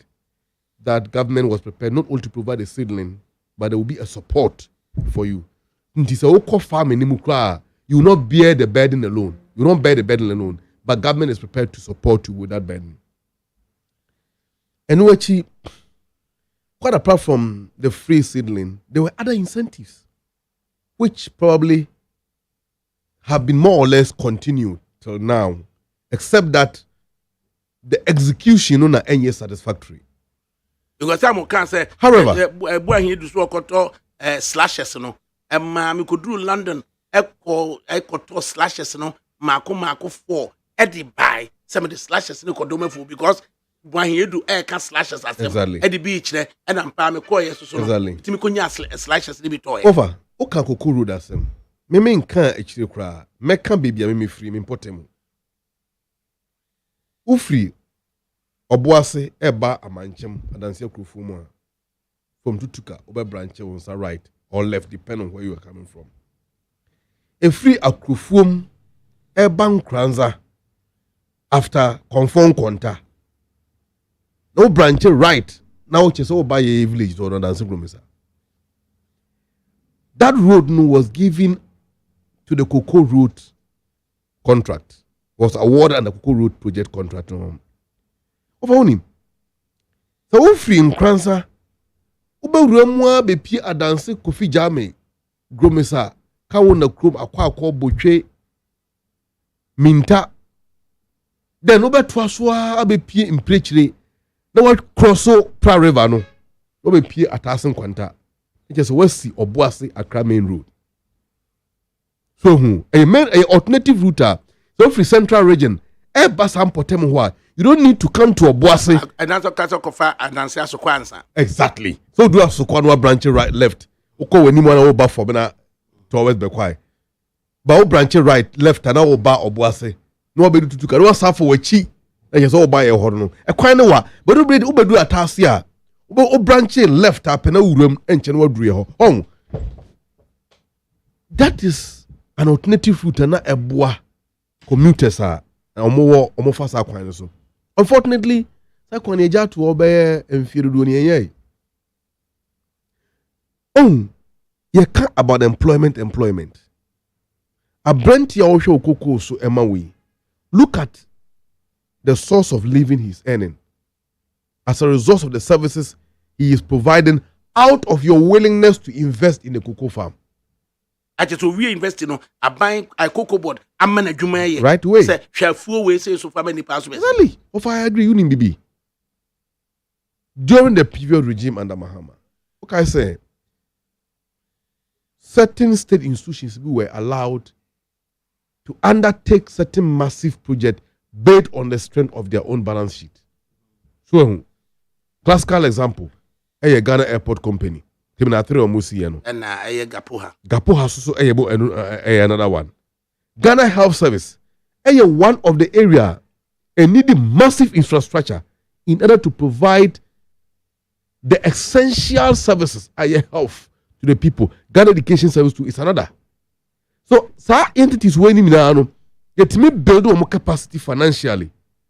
Now you're born sustain the strength of their balance sheet. Near we more from the government, the treasury, more or less. Now, to me, a German answer, a car in terms of expanding and improving on the efficiency of almost services, and by public bedding bill. For Bajusu, Ghana Cocoa Board, for instance, and one of the viable state institutions are. Say, and your Ministry of Finance, I never say Road and Transport Minister or Transfer Board no so. Finance Minister. Finance Minister rather. Automatically no. Or there be almost deputies na kwatena. Yes, I know. This time round no. As if say Cocoa Board yesika basa and into Cocoa Board enya challenges into no minister no. Kwatena board no so. Board no so kwatena no. Mimi says and come with you could minister. Now one sorry free one Jessica free Cocoa Board. The for fraud. Exactly. Na Cocoa Board in your chance. That is the at the panel compared to that is the problem. That is the problem. What we need is corporate supervision. Okay? We your Cocoa Board saying you are down with your body. Food and drugs. A chance in a board. Yeah, I know. And send a bay authority. Prof by the authority. It's normal board, commission, not by authority. Meaning I know who's and so exactly. At the Cocoa Board, no. And then I won't vary no. Not there be none or by not on the Cocoa Board, Cocoa share agriculture. It knows so free Akoto and in charge of Cocoa Board. So also free Akoto a strong personality. And you know, on the agriculture or tea agriculture, also free Akoto reason a no. I don't say they say Cocoa Board as a finance ministry. It Cocoa Board would take the whole back near Abaginia, the Aquaco to my Foka, Abaginia, the coach, no Cocoa Board and Pebi and Koyama, Quia for no, no Cocoa Board into me. I am mismanagement. Now we also have a year by why you do Minia in the winter being Arctic one to we must speak against you. See, Mayor Omikokwase. Dance groom some papa you more Kokwase cross for near Yemunupe, many of us, John. Yamiaton suffer and coming kwa any a makama or someone cry. Oh, meaning the difficulties cocoa farmers goes through or have been through all these years.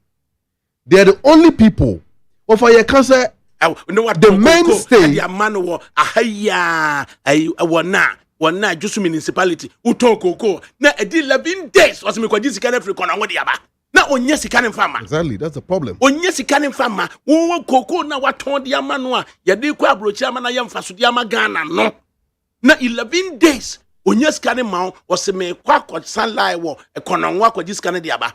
Necessary me to say me de me bre and me investment akoji cocoa fo na me do na me hunu bibi say ekoso a me na meka so na je wo mo or less intelligent onim de ekoso no free say odidi watampe na break you break me ne break me china munya cocoa board fo sika mfama cocoa board no mo mfanya adwuma mfama akuafo no tom. It will never happen. Finance minister leave cocoa board alone na cocoa board nya na adwuma. Simple as that. Pasai no ma bebre wo ba bi bebre dabia huna na mode ehuna nipa leave cocoa board alone na cocoa board eyabo ahine edu one ne board omo onim de no omo fa wo deputy ne teso a woteso bi wo deputy ne betimi abeka de ebe ka bi ade o kwatena so pochinchim omo nsa because bosome so a na government workers wo nya sika ntwe omo ka of course teenagers wo say ochinchim eye cocoa board nsa agigigi omo sika ne kotua government workers ka jai cocoa board no mfo mu sika anya adwuma magana kuani no na Ghana kuafo na no koko amia nkoton a yakem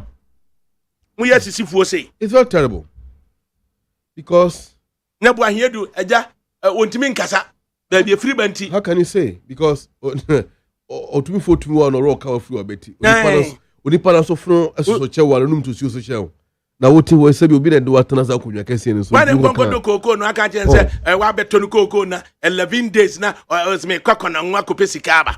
But PBC and the PBC no akosisan PBC akosisan ayirem anasa aye den PBC akosisan koko na nti se wo bia ntimi me hye ye bo nka nkire ye se mo mama kwanya na me ba eye koko sector no me ye the Ministry of Cocoa Affairs a champion na ye Cocoa Affairs wodi kwachicheche ba bia no ho kire no apɛ na no ana ordinary kire ho no ordinary akire ho no wabu nka mafa ɛhɔ so na yɛfo because chief executive no ontimi nka ne kase wodi nchim a adi ayew so obi na appoint no wodi nchim adi ayew munye koko enkwan ye denti ongo kama ye yi ne plate mfini anim Minister of Cocoa Affairs hadwen see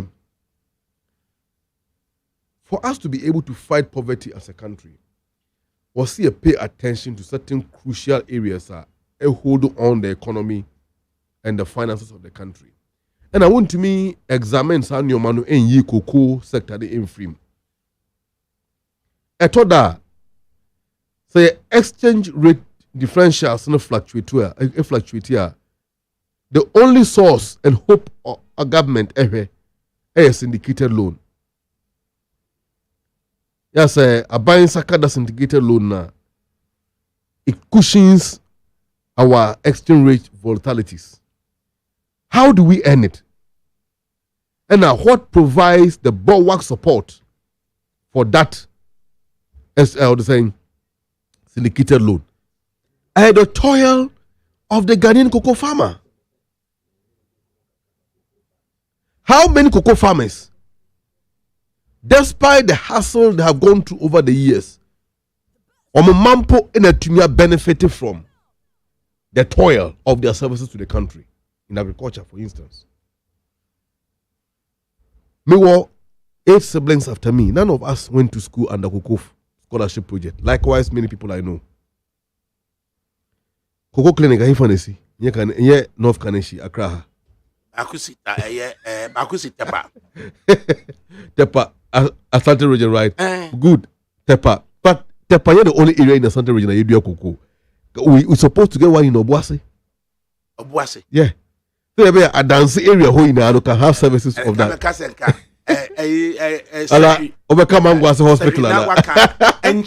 Of course. Cocoa Clinic or Enchi. Cocoa Clinic or Serioso. Na Cocoa Clinic or Tepa. Na Cocoa Clinic or Accra. Near the Ama head office of one. Said the soon need. They feel my son America. I was they say ages if I'm hospital. Oh, ages well, more or less. The Cocoa dear. Enchi and Tepa and Serioso and Accra. Exactly. Is that what we see? No.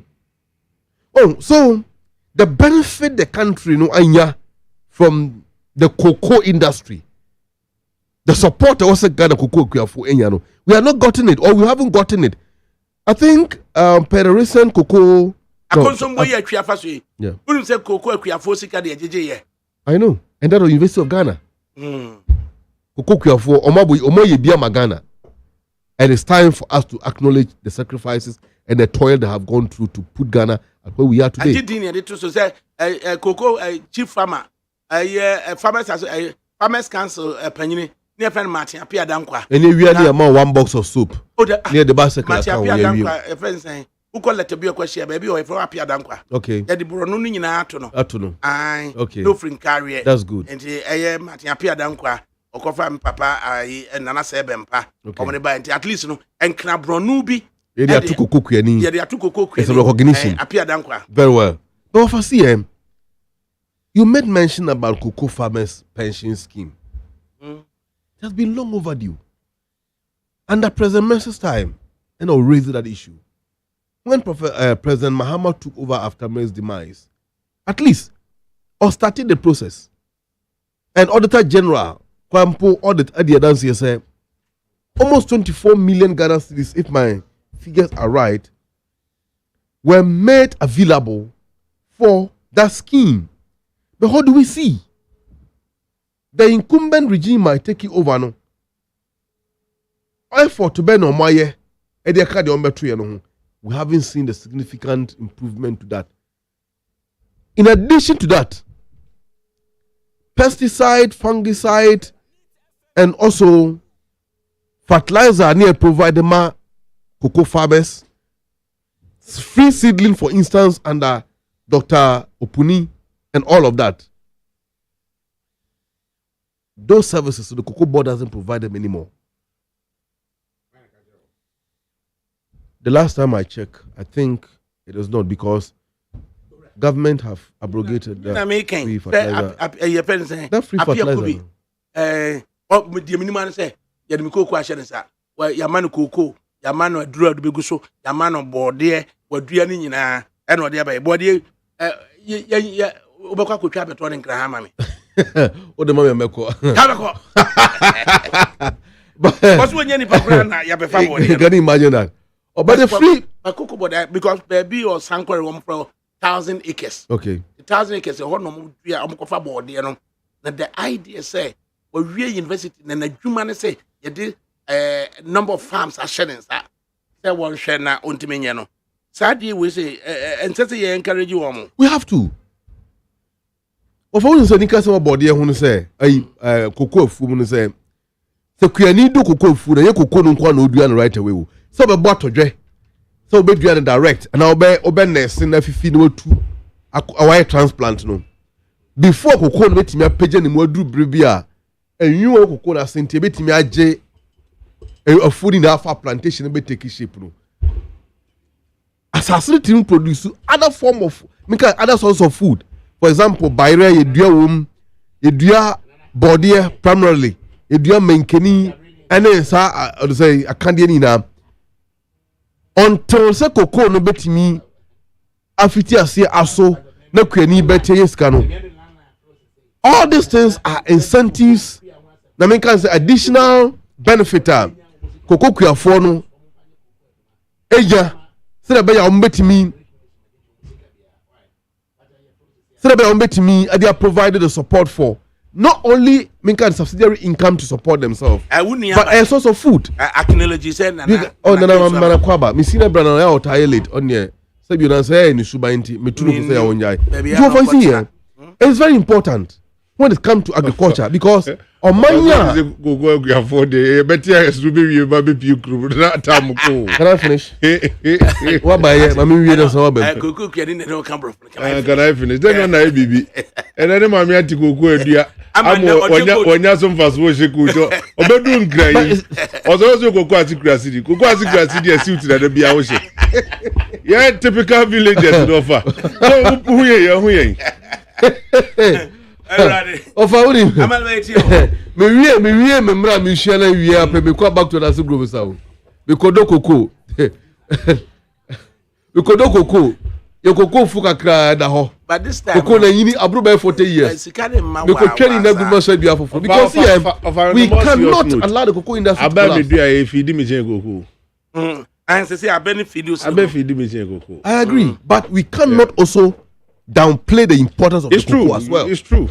But I say a 4 year nankasa no of I do. Maybe anyway be another be me friend. Me ma me a 4 year no de share ne man num nyina. A 4 year. No the boy and say of a time them say champion time. Me interview we say mra. Okay. President of Concerned Cocoa Farmers Association. Na okay to few comments na offer nanamra offer it said the maker no e ma me akua free wasante achimdwa so cocoa afuo en wo de hwe ye nyina ne manum wo de hwe ye nyina school dwaso so de seed production unit exactly and na make was a dwaso state farm kra na dwaso e bi school state dwaso time is it champion time na say buzi a time na omo create sa cocoa seedlings near the idea mom better state farm kwame kuma mom na ye o kwame kuma na state farms ti me ma me ye dwumo dwaso agric na wo ye in charge of nursery no enti enani ne nyina baby ana o abrewate ase ne call fu ma ne ye nursery near the me call ma mesum ye me nursery ni bi and of us adwan da roma ono so ma me say go su nursery ni bi kakra of rescue commission enti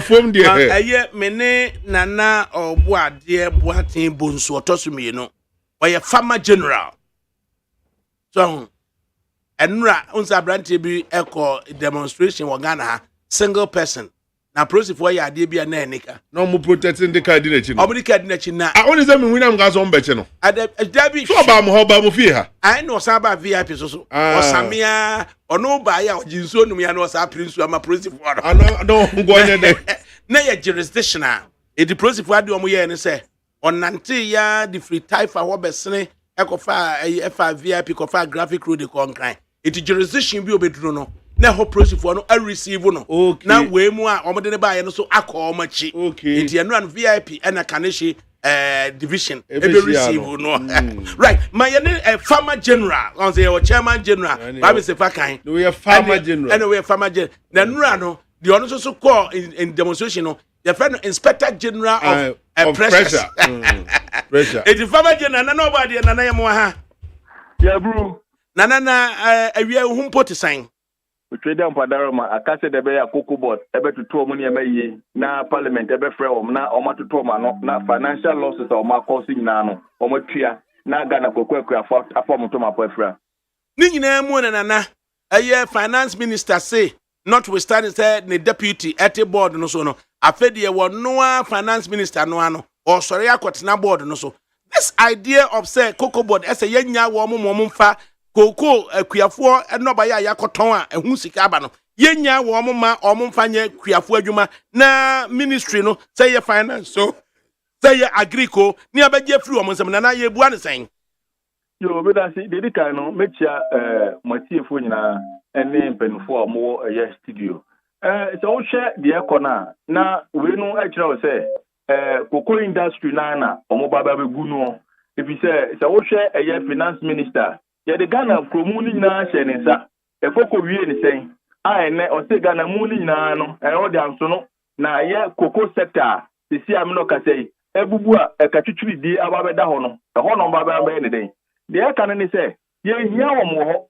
omunja na ye Ghana cocoa akuafo yankasa ye handle refer ne se ye cocoa issue ne etimi hwe kwa e befa so a yankasa ne benya direct market ne etimi nya sekadi agu ye botom ebize nyema bebre ne hyehyɛ bebre a na efi sɛ anka betimi ayɛ kwan papa e befa so sɛ da be akuafo ho beto mo no me no ka sɛ yenya bi di saa yenya ne saa enam no ka sɛ ya to kokoo mu na so be kɔ ne be ka kyerɛ sɛ open old price ana sɛ open new price open old price there ɛna na wo be gi ne sisi a open new price a je o twɛn efi sɛ sika ni wo a yɛ di to kokoo it is finance minister no you should give us a break no hwɛ kwan e befa so a the Ghana's economy ni betimi akona ni makona nkan na the cocoa na wa be the heart and then the backbone of our economy ni so no ye be kwa kwa ni ye because be be dey share ni san wanti mi ahwe so ma na anye ye enya kakra ya se am no kaze twitwa cocoa nyina egu aba cocoa asa aka na kofafoɔ deɛ kakra aka conservafoɔ deɛ kakra aka amafo akwankwa deɛ kakra hɔ nom a yɛhwɛ sɛ de bɛyɛ a Ghana betumi akɔ n'anim no ɛna ɔma bɛgye de abɔ soɔ ɛno deɛ nya de ɛbɛyɛ adwuma enti yɛ kan wohwɛ initiatives ni bi a ɛba yɛ fitin ɛyɛ John Dramani Mahama ekogina gɔɔso ɛkɔma 20 million free seedlings ɛyɛ opportunity to aso a ɛma abo ahiedu ɛso bebe so mu na yɛde pension yɛde slashes yɛde ɛyɛ pollination ni nyinaa yɛde baayɛ ti ɛbɛma private companies ko ɛtimi aboa ekuyafoɔ na ɔma manage farms ne deɛ man ɛnɛyi na wakɔ akɔtɔn wo koko a ɛna wo kan wopɛ ɛboɔ dada no a na de yɛatekatea ne wane yɛde ama wo na apɛ boɔ momo no ɛboɔ foforɔ no deɛ a wɔdena ha yi a gye sɛ wɔkɔtena kɔnɔngo 11 days na ɔnya sika mfa ma na wei yɛbɛyɛ ne dɛn nie yo dedi kan no wei ne kyerɛ aban wei aban a ɔbaeɛ no raise the hopes of the cocoa farmers ɛma yɛnya agyideɛ kɛseɛ wɔ mu paa ma yɛhu sɛ anyambia no yɛbɛtumi akɔnkan ɛyɛ nokorɛ ɔbaeɛ no raise seedlings no from a fellow 6 million and almost 7 million. I'm a bit Mukra Manakoi. But let us ask Cocobo say, and you are no buy, how many years it is? Almost 7 years, Muni. Yabisa Cocobo say, how many seedlings now so far may distribute to? Now, is there any monitoring team or Matina Monica? I may be who say, send it to me, Yana. Nebani saying, and as the losses, a deba. Because Cocobo, no, there was nothing like a monitoring team. The only thing is that their interest is to give contract for somebody just to raise the seedlings. That's all. Whoever comes for the seedlings to go and plant, and so there was no monitoring team. Into one, Cocoa Board no have caused financial loss, which they have to pay. And what they say, taking 100 years, you bet you my boss, I'm a motriaka. If the can you only say, Cocoa can fall by the name Kria, I'm a yadia, Suma, the Pim Assembly, Yanishi. A dying common housing. I will be see a man who work there for crown. I have problem. Yakwa and Yapapa. And my aqua, I want to know my papa when I'm saying bad rules. Ya my school papa. Now, my body make it so I quit for ma. Let's say a child labor. Now, many other cadre, a bed in a key. Not one course to not a better studio there. You say apprenticeship. Did he say, oh my, fair, or money and fair, and they don't know what it takes within the cocoa industry. The other day, can say the cocoa sector na good. It Omunja my any cocoa. Because I'm not at a mini cocoa board in Yajumabium. Cocoa for Ghana, any cocoa board, and Yajumabium, because I don't know. Only a from the that. Find a cocoa Yajumabium. No, the Montran can motion fine. Yes, a class, I don't go our Mukitam or Modeko. No boy is saying, common classroom block. You can't even build it. Are you not ashamed of yourself? Please. We have to be serious as a country because cocoa, no, it is the heart and then the backbone of our economy. Obroni be respect a cocoa farmer all because cocoa ne boy they pay in the international market. One price of cocoa, cocoa pod, $12. How many pot makes a bag? It is not just a zika mupa. And never know can say cocoa board for. I found for some cocoa do for as a farmer. Mr. Cocoa board and you they don't pay them. Mekaya brother Dr. Fria Koto the Greek minister. You had a report and the cocoa board. Oh my fee. You had a report about two anymore within 24/7. Now report no. You issue text. I'm a cocoa crafona. Abando Mekano. Yet Chomka. Even PPE is Kakomobesha. I want my crown. I did the mom. It's cocoa board there. And someone working behind one of my young crack. Oh, Mekana Kama. I will TV soon radio so. But go to the ground and ask the farmers themselves. Spraying gangs from the western north. They've not paid them for so many years. Me call on them. They bring up some idea, Jumano. I'm a person with you. And I'm going to say, Debbie, Monia, now not the them for good for. I want you, my papa, be a person or the Babua. And I mean to me, Kobe Mukoka. If you say, Mukoka, and now they're going to map any tea and also to me, money, Juma. Wow. There's a problem. The only savior now what the cocoa sector now and Dr. Fria Koto no to feel. Or few open and imagine some. To the can say cocoa board have to set up because the only hope I want any cocoa pet. Yenishi, any boat, any diamond, any oil, any bibia, any cocoa no, and the Quajabosia. Na ye Juma, no one fire in Quajabosia. Natikana bar, Martin kind, I am a basaka says a losses about. Losses about the day. Yan chuma boaso, Omuntria, because the air can say. Yamako Crani Biati won't say, who cocoa no, so one to for my bank. Nasa what train us all the tour. na se nya buy and kasa ba obetumi ato no better 5,000 to 6,000 to 7,000 what you call obetumi nya no better 10,000 and I say add value to it nya kasa ya de yen ton ya de abaya ti si ya che abaya ti si ya che pa o kan say cocoa pod ba ko bia no $12 nya sa pepe na say pod ba ko bia $12 on average so no 750 pods and a cocoa bag baako it is on average 750 pods na cocoa bag baako na $12 times 750 no ye benya say na sesema me na because what come me yema so yes. $12 times 750 na dem enso mu hunu nka we so mu nyina tete ho akachefo na o studio o mu mayan akachefo na o studio na o tete ho 12 times 750 is saying $2,040 it just say 750 pots and a year averagely a year one bag na just say $12 per pot so na 9,000 that cost $2,040 per bag. Anna, is that what you are saying? Yes. 750 by 12. It is $2,000. Then $2,000. So what the best is me benya saying? No, that you move. We are gonna need to see this now. In fact, by a year 750 by 12, no, $9,000. Yes. Hey, and I did and 9,000. And as a CS, no, your amount just about $110 per bag.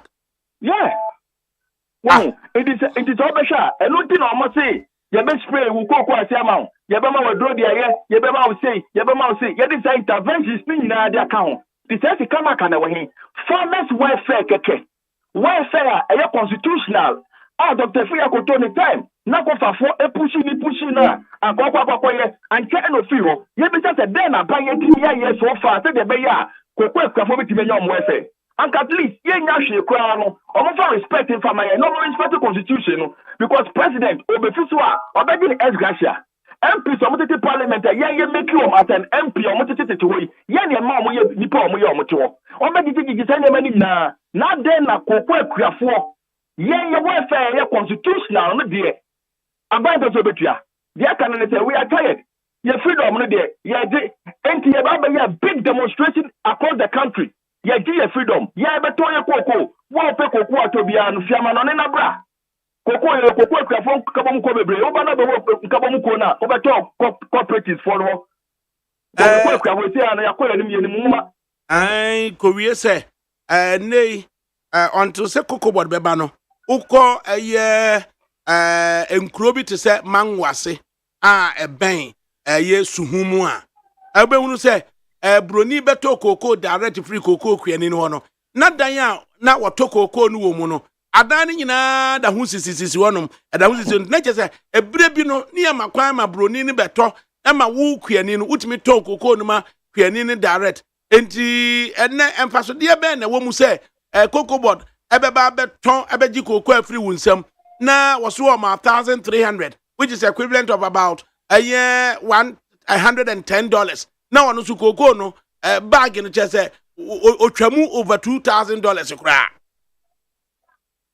operi enu na ye ka se emeledu say your freedom no ye di your freedom e bi say so what interventions akoko board ka so be ya makoko akwafu nyina no manye koko board any decision bia na omo political farmers do mo adwuma could you believe say a whole minister current minister ya appoint no I say, young organization is credible.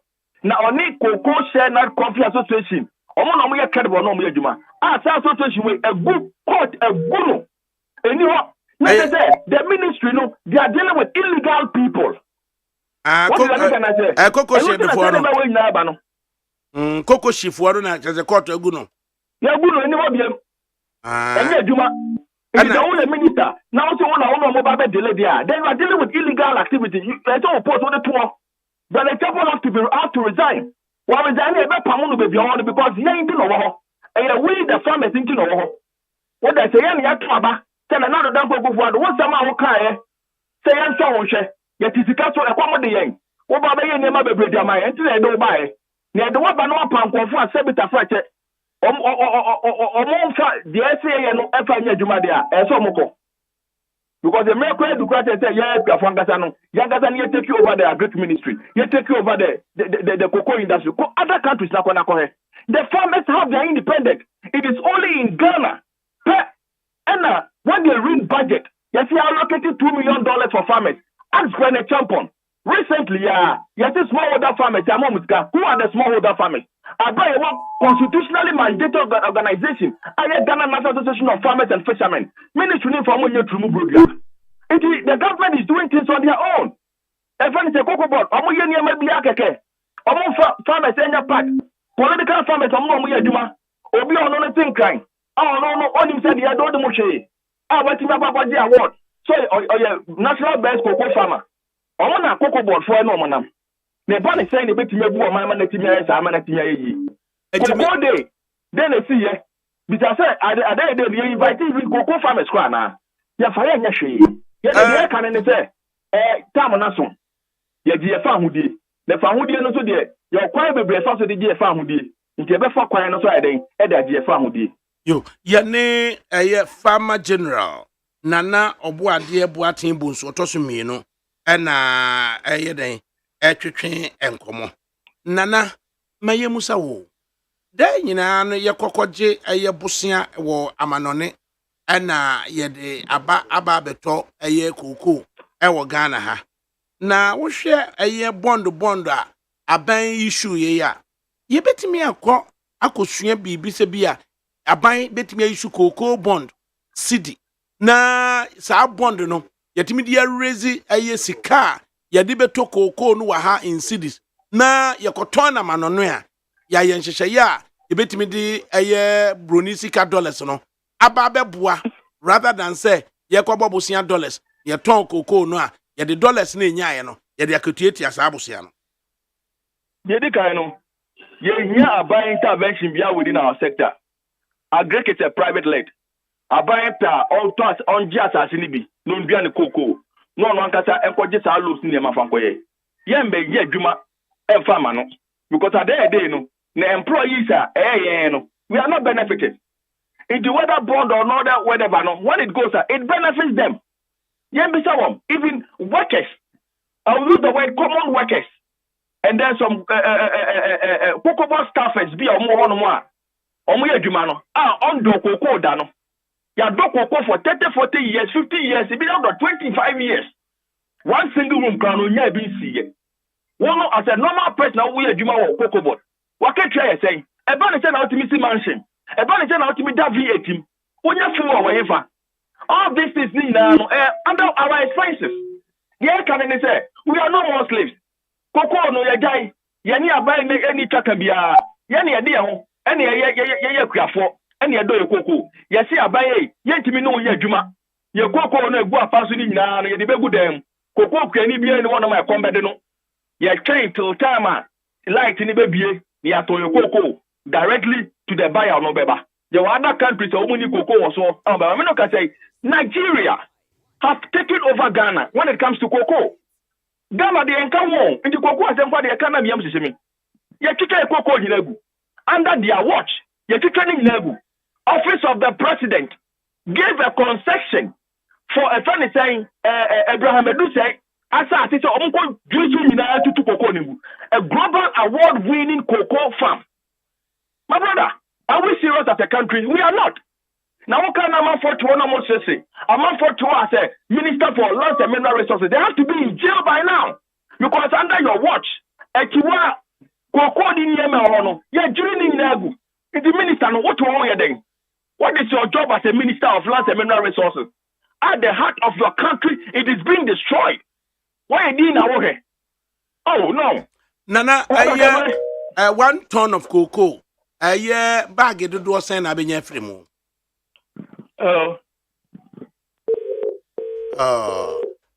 Quite unfortunately. Ura. Nyanene.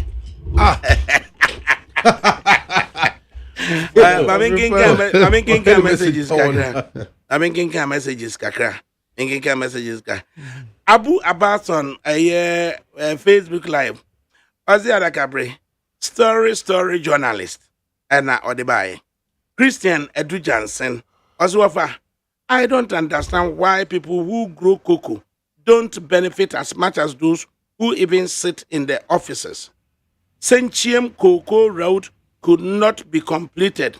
Even cocoa clinics are located in Accra and Kumasi, while those who toil and blood have built the clinics live far away.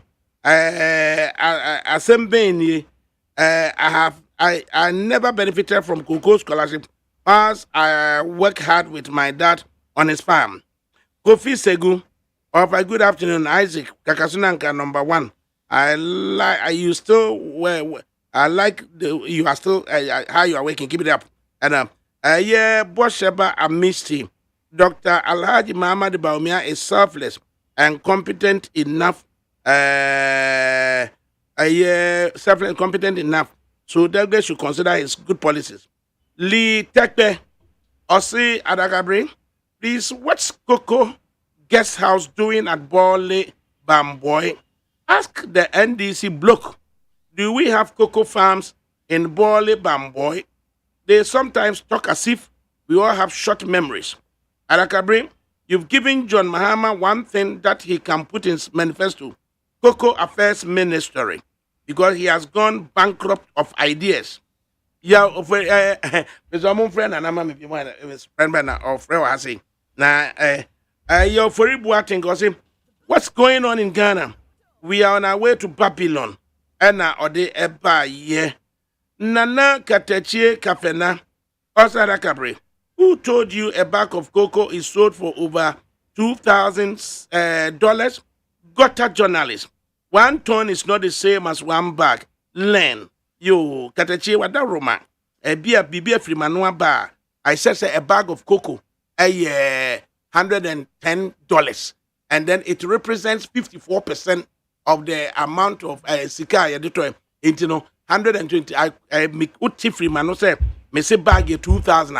I must have gotten it wrong, but you could have pointed it out without describing me as a gutter journalist. Right. Now you BB $110 your friend is saying $110 per a bag. And I'm cancer. I'm sad about cocoa farms. Right. Yes, now or why in Achibon.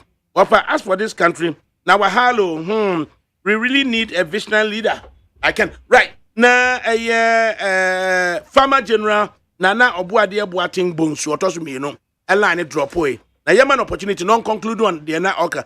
Nana, na what's say Yane Abai Etong Quanta ya Paya. Pambe soon a cocoa board for a cocoa for ebet me manage you home without you can say government intervention and support. You me that say for me drinking now cocoa fencing cocoa for ti manage you who yi pa everything I work corporate is in the kaka ho e kro bi I work asikesu he ye friend kwadama me ko hono na me ko hono omo say extension officer bi akra ma hoda omo nti bibia fa cocoa board o hwe ho na mka trom say find omo form group and na me no ka say kwadama cocoa farmer say ti me form group omo gata to mo ma omo motor brew omo dey spray omo cocoa ma isi omo ti cocoa kese pa okro mo pa enti cocoa akra for any management. And for so many years, no, yet me and Yakuko de Bia de Mabai.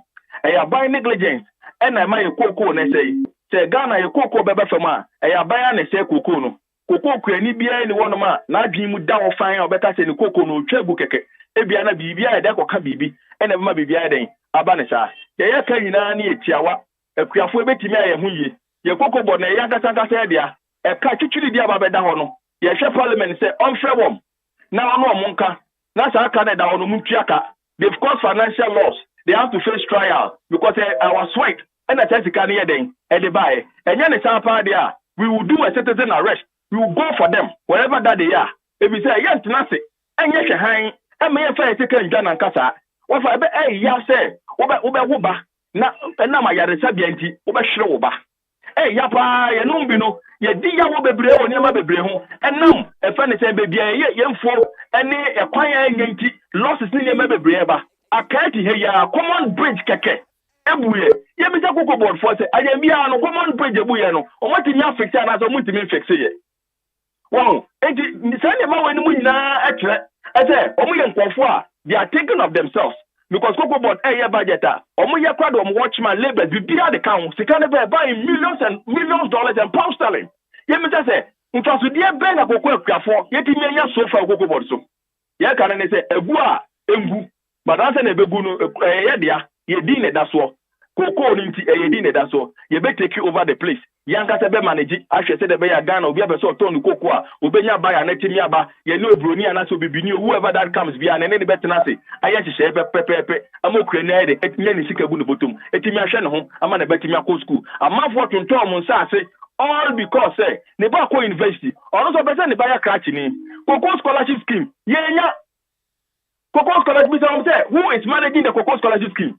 It is government people. They are giving it to lawyers. And not better, I've been called to the bar. What is what be say? I've been called for cocoa farmer. Davida, obi a person ba call lawyer ni. Ni yen shem rem ho. Yen go cocoa. Na mo fa hwe mo mama ya lawyer for. Na sela ni yen bra na. Davida, it is the force neighbor. Ye de can say we are saying no to cocoa board. Cocoa board any distance biem. If you na ko mi declare mo afini say cocoa board ni ye no mo to kwanta ya pa ye no mo nya djuma biem.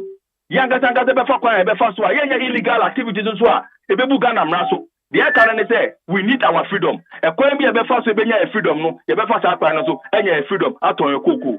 Yo nana oboade boatin bosu atoso bi no farmer general farmer general enti mo first meeting na mo invite my baby why Pacho Mate yo right enti farmer general no mo sorry a call to the bar and when are you going to be called to the bar? Nana Tajo the thing no asemu also a good cocoa board e radio isu when they say what the nano na account me go cocoa board sa ani go cocoa board enya no fa say yinyina idi adanse say awie wan gaso education bia waka ne ma papa cocoa board fo nso aye wo fa ADAKABRI wan gasa aye beneficiary o chika chiri mu ma sinins abefa o mekrom dwaso enyina wo kaka ho na ofade ane to da hadwen se yenum bidwaso asema ka yenyini ba no onse eba ne media kade ne yeko ofaso nim sa ko kade a emme seedlings nso ho ena wo pa ho na omoye ne mo akusi eni jofa na eba ne kokoo num dia obadwaso agric extension office na wo why junction ho na nsuo na no ho no dodo na mo ye bibire wo mo kro mo ye meka ho but kokoo di omo ye ne mo pa odi ko trile no kra na mse ho na making e so wasani free junction sane form no nsuo ne so no ho na mo ye ne mo pa enti etedem kan ye nyini ba na kokoo ne me ho nsem di dwaso de ni nim se adekese a e bo man yi so dru dwaso junction so na watra junction a woni kire watwam new assembly offices no usasa kese dasi no opposite no ne ho nyina e state farm kese mepa na edua ho nya meketoa afa ye nyini bai ho na ne nyina mekazi esusa no moto mani bi na ofa da no zembu bebi wo ofidi so se de wari asorobodje pen no ye mfa kokunu hunhuna no wa kokunu no nyina no be asorobodje do wonwe kokunu pen no hu akokunu na odua no ebi engra no mo ehu bi do ofa nim de fe no ebi fe no gogome omunim se no ye senior brother no ofiri abemu ti se de abemu ensuo pia ankrofo ani gie no saa ne munam so pia ankrofo ani gipa eti media megidi ye se adwuma cocoa board aye aba bepem ba bia ye drui se ne ye fi se challenges bia ba sikatua no emantem se de kana ye nyina wo ho akwanya se de ofa wa kan nyina betimi etu anamo ne akowura Joseph Boahinedu ho ne akobisa inti amane ma delay no ba me ofa megidi ba kwa me woni se so bi na enye na adwuma yi a moma enye na emanhim na yenyini mfiri ho na adwuma die no do betimi aye yemfa ne no onye na hotomra senso sika na yesi yemfa meye adwuma no ye de ye different na then na hu behia se yenyina ye beka ho asem ne yaka ne ye media megidi ye se kokoo no yade aye ye ne aye ne ye a ebebo o man no na nye kokoo nko a ofa se de me na me sha se na me ka kire se embe ade a me say. I say a normal nine. Boa me. Boa me pa yi. Abe. Ena enchene. Ena entari a ye pam ya. So garment ya. Ena banche. Sa normal me ensa we. Banche, abe, enchene. Ena normal ye pam no. Emfa so be na Ghana bitumi anya de afiri mu. Bebre kwa fa na nya no nko a o. Hwe enema ni bi fa oba ne farming na. Ofa bebre wo hot me ho adwuma ye nya den bebre sa o. Me no ka say over the sellers na me no din go na me ka che say me move zu into emoayen. I say catfish ne mponche na say matiasi mu. Me no ka say mani abre den mi krom dwa so. Oledi ebewo ja one plot bi to kwan ho. Wo mo bobo nua wo so den a ye de emo ekogum. But this is the way to go. See betimi anya independence so man a yen kasa yen grow de yedie. Ade ba kwa Nigeria for ya mani je na mani je ho a ye Ghana ni kura ne die ni mu kan mo ya ma na ye with the ban of importation of rice. Abraham Juma Odum. Our former president go for time kwa ne say or deputy minister wo oman ni mu. Ene wakobua Nigeria man amo matimi succeed amudri omo nkramu biem. Ofanim dollar do ye de kramu wo man mu. Na hweye population yi. Ti imagine say Nigeria si kadro say na no mo say de kramu. Ene afiri ho. Yemfa ye ninsi bibi so ne yanyama ne yi. Corn beef ni ade ene ofa. Enam bebreba ye totɔ ne ye kra dodo na afiri ama no de bayi. Ye betimi aye yade wo kurum ha. Ama na ye. It's about time also ye de anisi bibi na ye jai say me hu ni so fa o man ye vision ni dɔɔso dodo. Vision ni dɔɔso nti ama ye de kakra kɔhye ha, na ye de kakra kɔhye ha, na ye de kakra kɔhye ha. Ebe wi akyire no, ontimi achieve emu bia. But say ye focus. There be a metro video so ameka. Men kwa madwene a ye mputu on hold akwan ye. Ye mputu on hold hospitals sisi. Ya me hold the next 10 years. Say ye de ahoɔden ni nyina ebie nnwuma. Na nnwuma na ye ebie na di mie nnwuma ye yankase ye produce raw materials no. Ni ye hwese ntimi ntane the fortunes of this nation. Offer ebe done within the twinkling of an eye. Ye dua kokwa ye dua ye nkoko. Ye set up factories turn ye cocoa friends beans no into chocolate, into cocoa butter, into whatever cocoa ne de bano. Ye the finished product ne so export it. Na ye hwe so man hye brand sa. Of us ben ye dua. Ene meeting bia me free a me be ma me ye late kakra. Na me nimu da. Until GRA ne a friend say custom for meeting in penny for finance ministry ka ho. Eno mahu no say enwo aye die of enwo aye die. Enwo aye die na ye kra ngo efiri ayi o man foforo so ba Ghana. Enwo awo fa me ngo me nyina me nyini bayi. Me ma me enwo be ni busa woto ngo na to be ni de man kofo ye ngo na dan be nan ya pile ngugum. Enwo bo aye die ni oyi pie no oton ni nkakra. Eye Ghana ngo.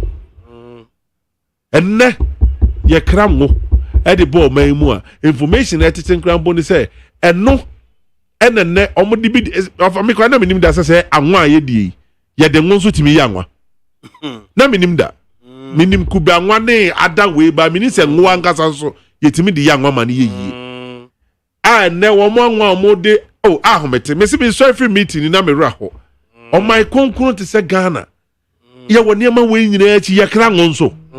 What is wrong with us? Ye nuanu mabunu ni nso bi nso ofa megina kwanya we su otu omofo. Enye buroni adwuma nko na betimi asesa o hyebere wo. Menimu bi a onye buroni adwuma da. Enso mekasika wa make you farming mu. E dia hwe ne mama bia be doctors. Yate hase nyina epese e bo yi suit. Eja agromesafo nyina bedu nkran ya. Omo je suit what time? Call to the bar, call to the bar. Sa petesin ba o se Abra u ka se call to the farm. Amo mu nyina ni age pese ye call wo mu nyina to the bar. Ya nya careful for 21 man na ba ye wo da chi ngrofobia call wo mu to wo mu so bi. But on the more serious note no, me gidi here say, ye san ye chi kokohwe echi. Dan ye ni ehwe echi, a champion time operation feed yourself. Na obia eye garden woni fi echi no. Emena du si ye san koho. Na ye introduce the young ones into farming. Mate say empenifo bi kasa gusu di nkomo mitie ono mo Brian Champon. Ono so ideas or the about Greek ministry honoma. So fantastic. Ono mo so nim so ye farmer offer. I think last year was to say district best farmer on the GO kwa it's in region the district on the district best farmer. Na offer energy sem so ne say mini anu so akeke ho abom yenso akwaji Ashanti regional best farmer. Sir. 2022 Ashanti regional best farmer. Ebedi yensem mene wa unua ketwa nana kwadwo poku bunzu otumfo nana sir. Custom officer ese afikura no ye pre for national me GDA so hwa dwuma ya ye na gogo abonten so ofa ahometi onu si etwa bode abobo ya ma 300 Ghana cedi abobo ya ma bode de more than 60 ne kom asa wugina kire a eye operator ne te hokra na bode na so tricycle do mo enim tricycle ma 300 Ghana cedi ayefo ti imagine say body dua dodo say na be kangu for man san onya tricycle ma de mafuo moduma to da na ye dey na a discouraging crofo as a process no any storage no they say offer plantations factory ye betimi akosi bi wagogo mutwa ya na ye chine export plantations so ye nkosi factory ne keke wagogo eneme so kwagogo na kohe oba ofa oba ye fo na ba even jena ye dua ni de we jena na sia bopa o ba dwiriwu na santi jena ne boden me si jena ye dua agogo na hwe de we abo ani ma do ba ye kwa ko wa ba cover ye fo no amani abra mitima na me sa me beans aye dua wagogo abonten so enya asem ketwa ntimi de me hye mabru ni nkuna say ofa ye ba ye on say me am appointment minkuta by my appointment bia nanso so henso metima me bo me bra me bo no eyire so pan say de nam de mani kam na me kodu agugu sesi a me kwa kodu na obi aba wo tom preku a preku etimi gina fa ko no atom preku 30,000 40,000 ba ko fo tim beto o de car no de besu no load preku 60,000 no de koko kuma so de bank line o ti ase adwuma ni ho Amaliba when are you going to be called to the farm? I'm already a farmer. I am just surprised. And I'm going to call for that. I was a 2x4 farming. Oh, metie minia penina na ke. Baby ba o kanyina. It's accusations and dancing around the subject. Of a granting interview wa hawie. The farmer general wakasa. Watching the troubles at Ghana Cocoa Farmers FM. But do you believe, sir, last year, all the way to the beginning of the lean season, government was still owing cocoa farmers out of cocoa beans or to buying into Yomoka. In the Western North was about 11 million Ghana cedis. I don't know whether they has been paid. Honorable Kofi Adams, MP for Buem, in the Western North, in the, how do you call it, OT region, also raised similar issue on the floor of Parliament. These are the practical problems on the ground. Ghanaian cocoa farmer cotton cocoa. You hear ne say or the beans ne koya pe. Catch it 2 year or beka ni sika goodness. No coffee, that's all. Even se si ampo abane say what you are increase the cocoa price no per bag. The 1,300 Ghana cedis also, which we believe is still a fraction of the supposed price, like I also say, due to farmers. It's a fraction. But you admit, say, yeah, admission of improvement. Yeah, it's still because a fraction. Can we half of it? How much was it bought at the time? In the end, the argument, fraction now can offer no matter how much they were selling. It was lesser than that. Can I continue, senior? Please give me that latitude of respect. Okoton cocoa, you also pay new price and also pay old price. See all these things. Where do we go from here? Where do we go from here? Who won't talk cocoa until the Americans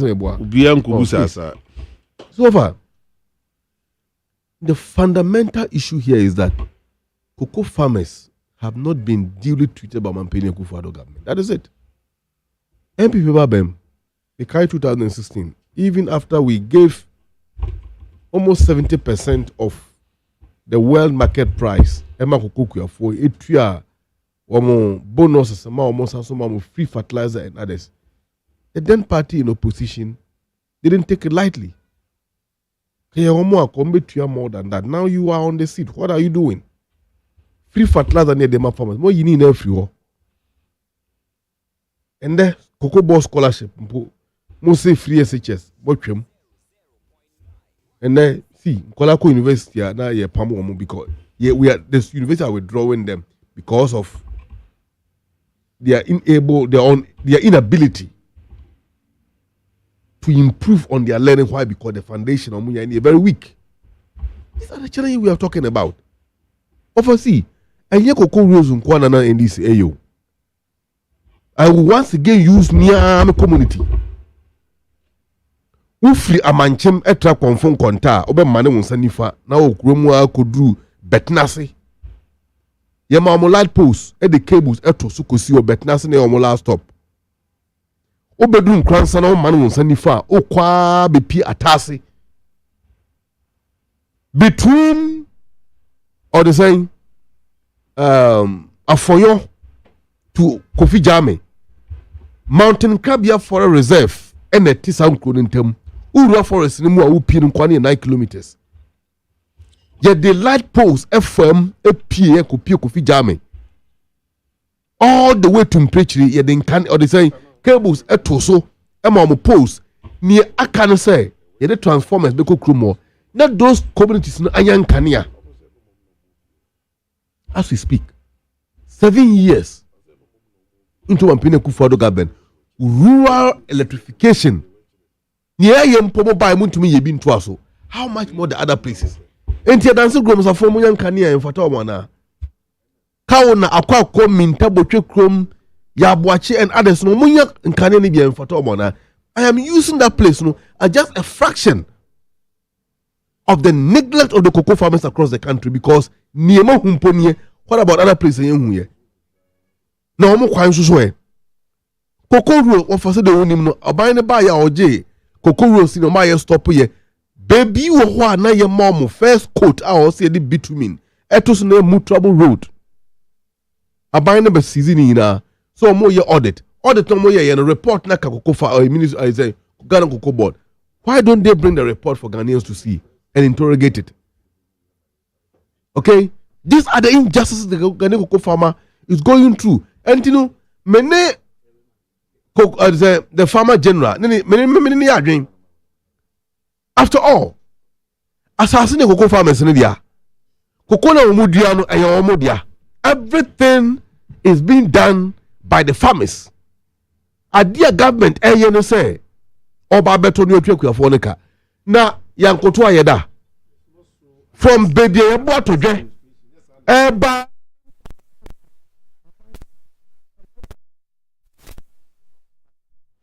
what for go to ayena antimi huri ntompa so well and this is here another formula for that we introduce you go busa abrewa oji tu we de beka what for you go busa abrewa oji tu we de beka we de to na no ne da ayi breso brekete so aha kofi be no na just okoto ansa no we go as a form of flat good one mu as e wuntimi na so ene mpa da so bi tintin ye we tuna so no achia ho o normal but ono koto no wada won koto no wada menye kweku na me ko sesia president kofi be du memu aha ya you know o henana kofi na what is saying me ho de nka yara oh na yake wonso na mamudu wada roma me kasa wa video so ache nene waye interview Awuraba Fati Abubakar o ye an interview many eji se Awuraba no o se Awuraba adakabri so be kai ya se risha for na de ba aha enti na mesrese his excellency wutia enu tin ne bi kanu no ebi wo hono na ntisa Awuraba do buade Mamudu me chese woye one of the deputy ministers Mamudu se bia bibi kura na frɛ wonim na da wonim namba no leta wo ba wo be frɛ a check say why ne frɛ no so na ema wo de ni bia manipa eti e be srɛ na na do sa ne eme ni efi sɛ wo bia ya hwɛ interview a wo ne ye ya ho brase ne ade a wo de ye na de meka afa ho eye nsu ayiri from mantemfo no adakabra no de mesrɛ ebi dia ye politics no dendenden a mefi sɛ ɛɛtae Mahmoud mamenka sɛm kyerɛ wo ebi se aban no di enti no declare state of emergency na nkɔfoɔ mɛboa hwadeɛ asanteman mu kɔ a amanseɛ yɛde a yɛnya ne galamsey asɛ yɛn sɛ asɛm ase sei kɔhwɛ nkwalaa bi a yɛwɔ mu gu Chinafoɔ ma ne nkwalaa yɛwo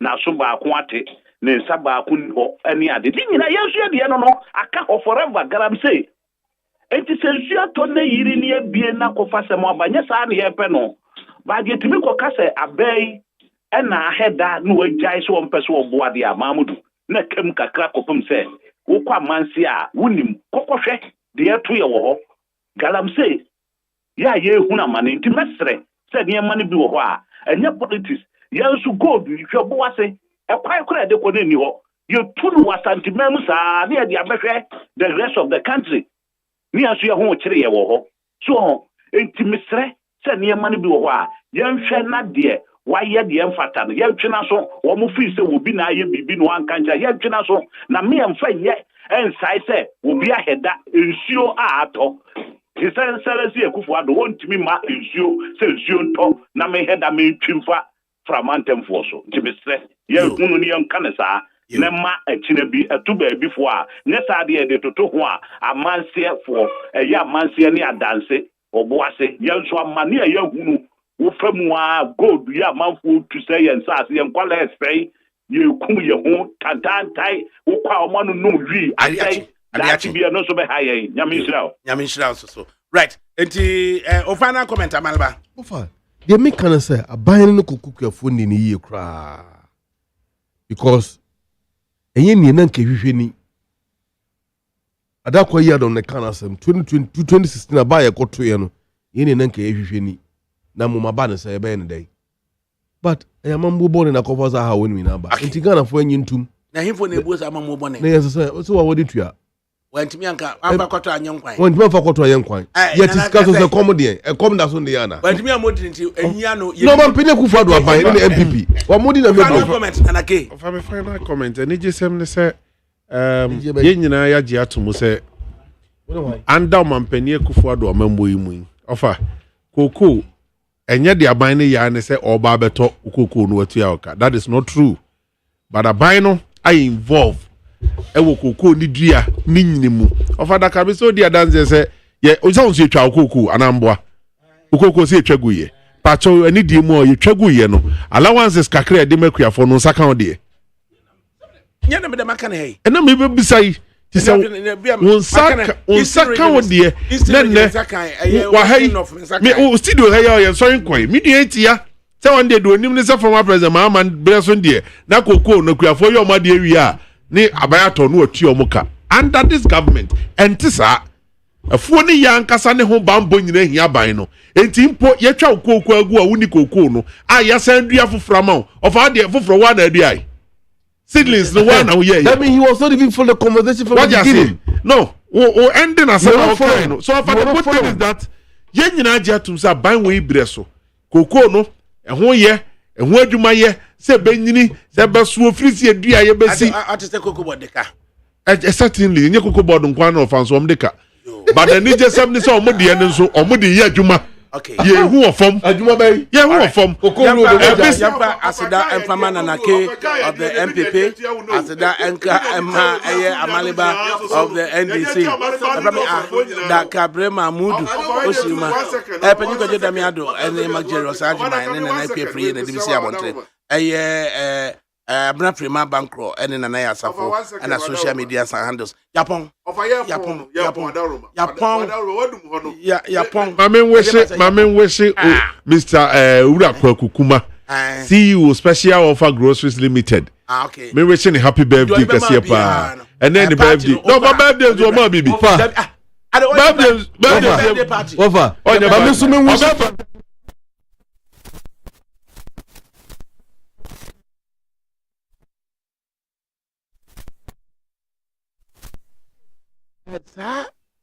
oko fast akese refrain of a Jesus busara ba be chese mutum se ni two sheets number pa of an idea number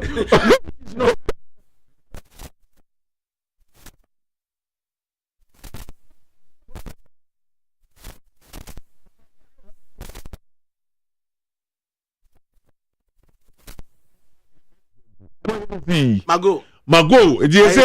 Say Esuhum. Say Francis competing with Mago and son of Abesoche. Mago akwenanim.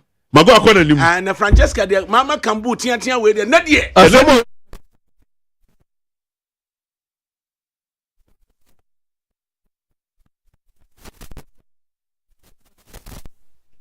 Mama de minu.